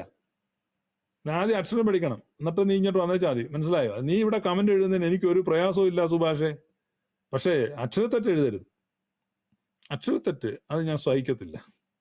മലയാളത്തിലൊക്കെ ഇംഗ്ലീഷ് തെറ്റിച്ചാലും കുഴപ്പമില്ല, നമ്മുടെ ഭാഷയല്ലല്ലോ. നീ മലയാളം പോലും നിനക്ക് എഴുതാൻ അറിയത്തില്ലല്ലോടാ സുഭാഷേ.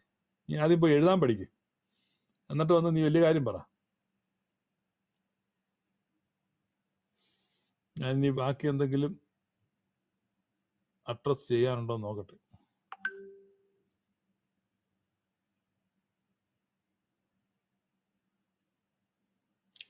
ഇനി എന്തെങ്കിലും ഞാനിവിടെ ഈ കമൻസിന് മറുപടി പറയാനുണ്ടെങ്കിൽ അത് ഇവിടെ ഒന്ന് നോട്ടിഫൈ ചെയ്താൽ പറയാം.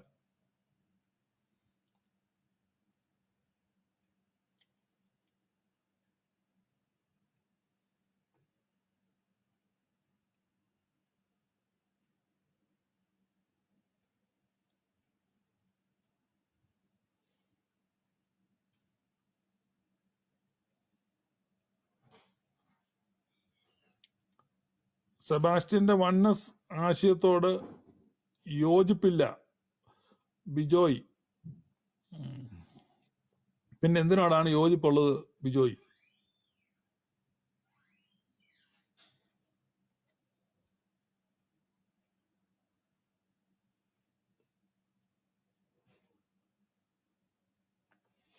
എവിടെയാണ് യോജിപ്പുള്ളതെന്നൂടെ പറ.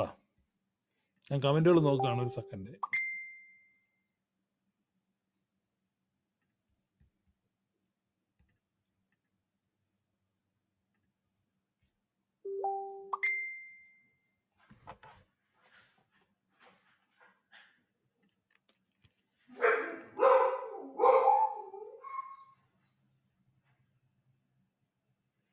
സെബാസ്റ്റ്യൻ, മുസ്ലിങ്ങളുടെ ക്രിസ്തീയ വിമർശനങ്ങൾക്ക് മറുപടി കൊടുക്കുന്നതിന് നിങ്ങൾക്ക് എന്താണ് പ്രശ്നം? എനിക്കൊരു പ്രശ്നവുമില്ല.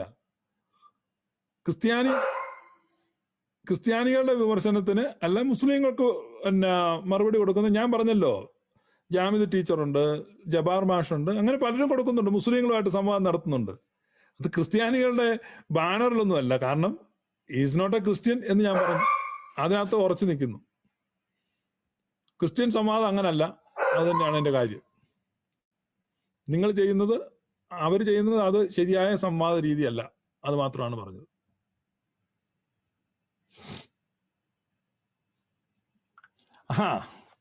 ഇപ്പൊ എനിക്കൊരു മെസ്സേജ് കിട്ടി.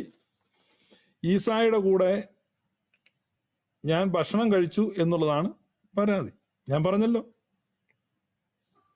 മനുഷ്യർ തമ്മിൽ സ്നേഹവും സൗഹൃദവും ഒക്കെ ആകാം. ഈസായുടെ കൂടെ ഭക്ഷണം കഴിച്ചാൽ തന്നെ കുഴപ്പം? ഇപ്രാവശ്യം നാട്ടിൽ വന്ന് ഞാൻ 6 ദിവസം ഉണ്ടായിരുന്നുള്ളൂ. അതുകൊണ്ട് അല്ലെങ്കിൽ ഞാൻ പുള്ളിയെ കണ്ടേനെ. നിങ്ങളുടെ പിന്നെ കത്തോലിക്ക ബിഷപ്പുമാർ എത്ര പേരാണ് ഈ ഇഫ്താർ പാർട്ടിക്ക് പോയി ഷാപ്പിടുന്നേ? ഞാൻ അങ്ങോട്ട് ഫോട്ടോ തന്നാലോ? ഈസായ്ക്ക് അത്ര സാമ്പത്തികം ഇല്ലല്ലോ. യൂസഫ് അലിയുടെ കാല് തിരുമ്മി കൊടുക്കുന്ന ഒരു 100 പേരുടെ പടം ഞാൻ ഇട്ടു തന്നാലോ? പോടാ, പോയി വേറെ പണി നോക്കടാ. കമന്റുമായിട്ട് വരും. മനസ്സിലായോ? ഇവിടെ രഹസ്യത്തിലൊന്നും അല്ലല്ലോ. ഞാൻ കഴിഞ്ഞ പ്രാവശ്യം നാട്ടിൽ വന്നപ്പം ഞങ്ങൾ ഓൺലൈനിൽ പരിചയമുള്ളതാണ്. അപ്പൊ ഈസാ മുഹമ്മദ് ഭക്ഷണം കഴിക്കാൻ തന്നെ ക്ഷണിച്ചു. ഞാൻ ബിന്നി പി ജോണ്, ഞങ്ങൾ രണ്ടുണ്ട്. ഞങ്ങൾ ഒരുമിച്ച് പോയി. അവിടെ മുസ്ലിം സുഹൃത്തുക്കളും ഉണ്ടാകും. ഞങ്ങൾ ഒരുമിച്ച് ഭക്ഷണം കഴിച്ചു. എന്ത് ചെയ്തു? രഹസ്യത്തിലൊന്നുമല്ല, എന്റെ ഫോട്ടോ എടുത്ത് അപ്പോൾ തന്നെ ഫേസ്ബുക്കിൽ ഇട്ടു. പക്ഷെ എന്തൊരു തോൽവിയാണ്. ഞങ്ങൾ ആ വഴിക്ക് ആലുവ അദ്വൈത ആശ്രമത്തിൽ കയറി അവിടുത്തെ സ്വാമിയായിട്ട് വർത്താനം പറഞ്ഞു, കാപ്പി കുടിച്ചു. അതിന്റെ ഒരു ഫോട്ടോ ഇട്ടായിരുന്നല്ലോ. നിങ്ങളപ്പോ ചിന്തിക്കുന്ന എന്താണ്? ഈസാ മുഹമ്മദുമായിട്ട് നമ്മൾ കണ്ടുകൂടല്ലേ? മുസ്ലിങ്ങളുമായിട്ട് നമുക്ക് മിണ്ടിക്കൂടാ. അപ്പൊ നിങ്ങൾ എന്താ ഈ എക്സ്ക്ലൂസീവ്സ് ആണോ പ്രസംഗിക്കുന്നത്? തൊട്ടുകൂടായ്മ, തീണ്ടിക്കൂടായ്മ, പഴയ കാലത്തെ പോലെ പണ്ടിങ്ങനെ ഓഹോയ് ഓഹോയ് എന്നിങ്ങനെ ബ്രാഹ്മണർ വരുന്നുണ്ട്. അപ്പൊ അയിത്തക്കാരൻ വരുന്നുണ്ടേ എന്ന് കൂയിക്കൊണ്ട് അയിത്തക്കാരൻ പോവാ. നിങ്ങൾ എന്താ ഉദ്ദേശിക്കുന്നത്? മനുഷ്യർ തമ്മിൽ സൗഹൃദമുണ്ടാകണം. മതങ്ങൾ പേഴ്സണൽ വിശ്വാസമായിട്ട് മാത്രം നിൽക്കണം. സമൂഹം ഒന്നായി വളരണം. ഇതൊക്കെയാണ് ഞങ്ങൾ ഗ്ലോറിയസ് ഗോസ്പലിൽ പറയുന്നത്. നിങ്ങൾ ആദ്യം ഞങ്ങളുടെ ആശയം എന്താണെന്ന് മനസ്സിലാക്കണം.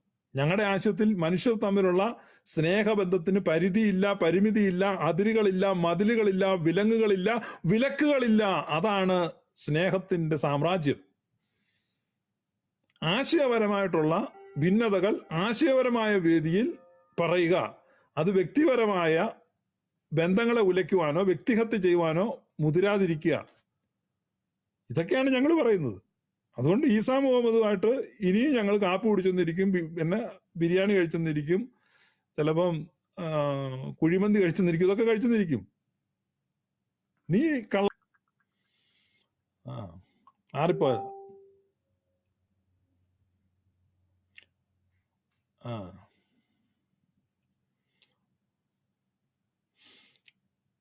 രാജേഷ് SB, ഇവന് തന്തയുള്ളതാണെന്ന് നോക്കട്ടെ, അവന്റെ ഒരു കമന്റും ഒന്നുമില്ല. തന്തയില്ലാത്തവന്മാർ തന്നെ ഇവിടെ വന്ന് കമന്റ് എഴുതുന്നു.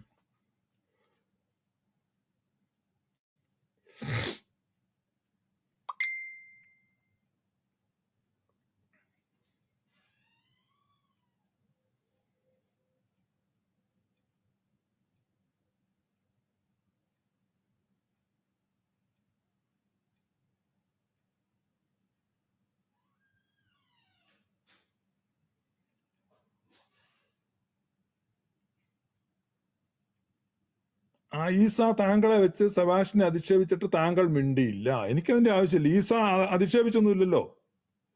ഈസ അധിക്ഷേപിച്ച സെബാസ്റ്റിന് അതിന് മറുപടി കൊടുത്തിട്ടുണ്ട്. അത് എന്റെ ഉത്തരവാദിത്തമല്ല.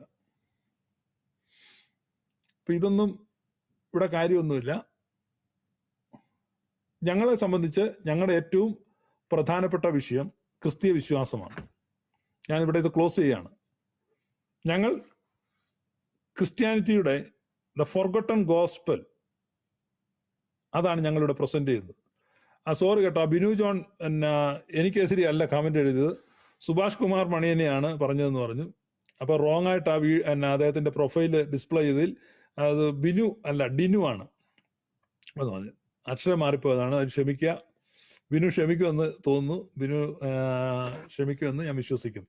അപ്പൊ ഇത് ഞങ്ങളെ സംബന്ധിച്ച് ക്രിസ്ത്യാനിത്വത്തിന്റെ അടിസ്ഥാന വിശ്വാസം അത് പരിശുദ്ധ ത്രിയേകത്വ വിശ്വാസമാണ്. ആ ത്രിയേകത്വ വിശ്വാസമാണ് യഥാർത്ഥ ക്രിസ്തീയ വിശ്വാസം. ബാക്കിയെല്ലാം ഫേക്ക് ക്രിസ്ത്യാനിറ്റിയാണ്, ഫേക്ക് ക്രിസ്ത്യൻസ് ആണ്. യേശുവെ നന്ദി, യേശുവെ സ്തോത്രം, അതെല്ലാം ഫേക്കാണ്. യൂട്ടിലിറ്റി തിയോളജിയാണ്, ആളുകളെ വഞ്ചിക്കുന്നതാണ്. അപ്പൊ അതൊന്നും ഞങ്ങൾ പ്രൊമോട്ട് ചെയ്യുന്നില്ല. ഞങ്ങൾ ആ ഫോർഗോട്ടൺ ലോസ്റ്റ് ഗോസ്പൽ, ആ ഫോർഗോട്ടൺ ട്രിനിറ്റി, അതിനെ എന്ത് ചെയ്യാണ്, മലങ്കരയിൽ ഞങ്ങൾ പ്രസന്റ് ചെയ്യുകയാണ്. അത് സുറിയാനി സഭയുടെ പ്രാർത്ഥനകളിലും സുറിയാനി സഭയുടെ ലിറ്റർജിയിലും എല്ലാ കൂദാശാക്രമങ്ങളിലും ഉണ്ട്. അപ്പം അത് ഞങ്ങൾ സുറിയാനി സഭയിലെ മക്കളെ എൻകറേജ് ചെയ്യുക. ഇതാണ് ഞങ്ങളുടെ മിനിസ്ട്രി. ഞങ്ങൾ വേറൊരു മിനിസ്ട്രിയിൽ ഏർപ്പെടുന്നില്ല. അതിൽ നിന്ന് പുറത്തു പോയിട്ടുള്ളവരെയും ഇതിന്റെ മനോഹാരിതയും ഇതിന്റെ ആധികാരികതയും ഇതിലെ യുക്തിഭദ്രതയും ചൂണ്ടിക്കാണിക്കുക. അതാണ് ഗ്ലോറിയസ് ഗോസ്പൽ ചെയ്തുകൊണ്ടിരിക്കുന്നത്. ആ ഓതന്റിക് ക്രിസ്ത്യാനിറ്റി. ഏതൊരു വിശ്വാസത്തിന് വേണ്ടിയാണോ ലക്ഷക്കണക്കിന് ആളുകൾ ഈ ഭൂമിയിൽ തങ്ങളുടെ രക്തം ചൊരിഞ്ഞത്, ആ വിശ്വാസത്തിന് വേണ്ടി. നിങ്ങൾ പറയുന്ന ഈ മരമണ്ടൻ ക്രിസ്ത്യ വിശ്വാസത്തിന് വേണ്ടിയൊന്നും ഒരു മനുഷ്യനും മരിച്ചിട്ടില്ല. നിങ്ങൾക്കറിയാം, 110 കൊല്ലമായി ഈ ഭൂമിയിൽ പെന്തക്കോസ് വിശ്വാസമുണ്ട്. ഇന്ന് വരെ ഒരാൾ പോലും ആ വിശ്വാസത്തിന് വേണ്ടി ജീവൻ കൊടുത്തിട്ടില്ല, രക്തസാക്ഷിയായിട്ടില്ല. അനേകർ കോടീശ്വരന്മാരായിട്ടുണ്ട് ആ വിശ്വാസം പറഞ്ഞു. അനേകരുടെ മുതൽ കൊള്ളയടിച്ചിട്ടുണ്ട്. അപ്പൊ കൊള്ളക്കാരുടെ വിശ്വാസമാണത്. പക്ഷെ ഞങ്ങൾ സത്യവിശ്വാസത്തെയാണ് ചുമക്കുന്നത്, സത്യവിശ്വാസത്തെയാണ് പിൻപറ്റുന്നത്. അതിന്റെ ശ്രേഷ്ഠത, അതിന്റെ ശുഭത, അത് നൽകുന്ന ധന്യത, ഇതാണ് ഞങ്ങൾ പ്രസംഗിക്കുന്നത്. അതാണ് ട്രൂ ക്രിസ്ത്യാനിറ്റി. അത് മാത്രമാണ് ഞങ്ങൾ പറയുന്നത്.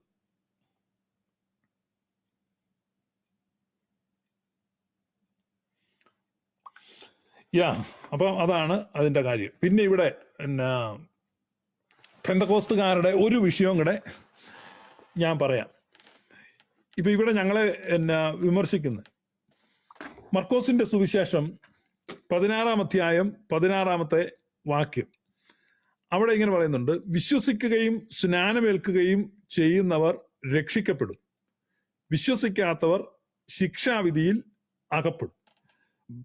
അപ്പൊ ഇത് പറഞ്ഞിട്ടാണ് പെന്തക്കോസ്തുകാർ മതപരിവർത്തനം നടത്തുന്നത്. വിശ്വസിക്കുന്നവൻ വിശ്വസിക്കുകയും സ്നാനമേൽക്കുകയും ചെയ്യുന്നവൻ രക്ഷിക്കപ്പെടും, വിശ്വസിക്കാത്തവൻ ശിക്ഷാവിധിയിൽ അകപ്പെടും. ഇതാണ് പെന്തക്കോസ്തുകാർ പ്രചരിപ്പിക്കുന്നത്.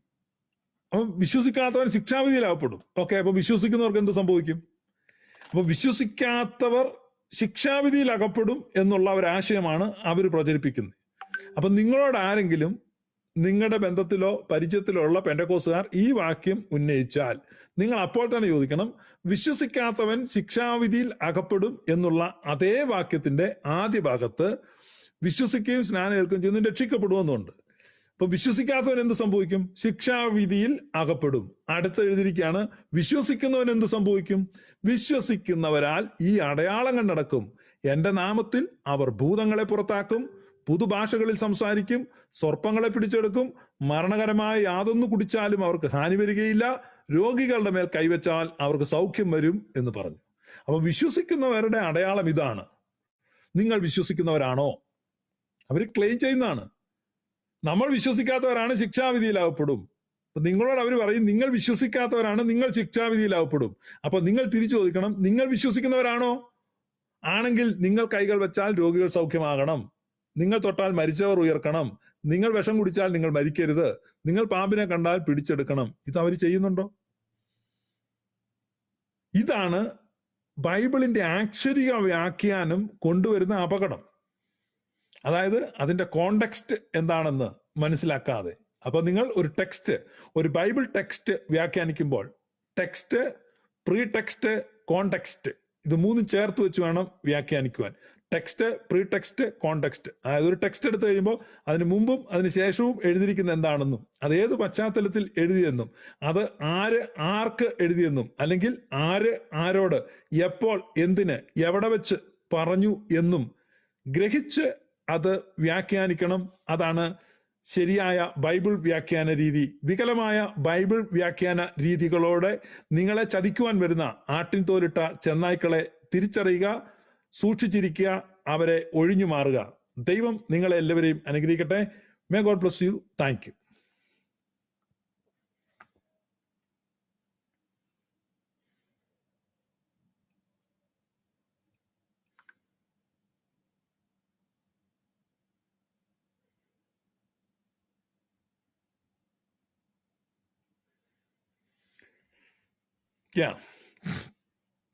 ഞാൻ അത് പറഞ്ഞല്ലോ, ക്ഷമ പറഞ്ഞു. Binu John, I am extremely sorry. അത് പ്രൊഫൈൽ മാറിപ്പോയതാണ്. ഡിനു ആണ് നമ്മളോട് പറഞ്ഞത്. ബിനു എന്ന് ടൈപ്പ് ചെയ്ത് ബിനുവിന്റെ പ്രൊഫൈൽ കാണിച്ചതിൽ സോറി. ബിനുവിനെ അല്ല ഉദ്ദേശിച്ചത്, ഡിനുവിനെയാണ്. Thank you. May God bless U.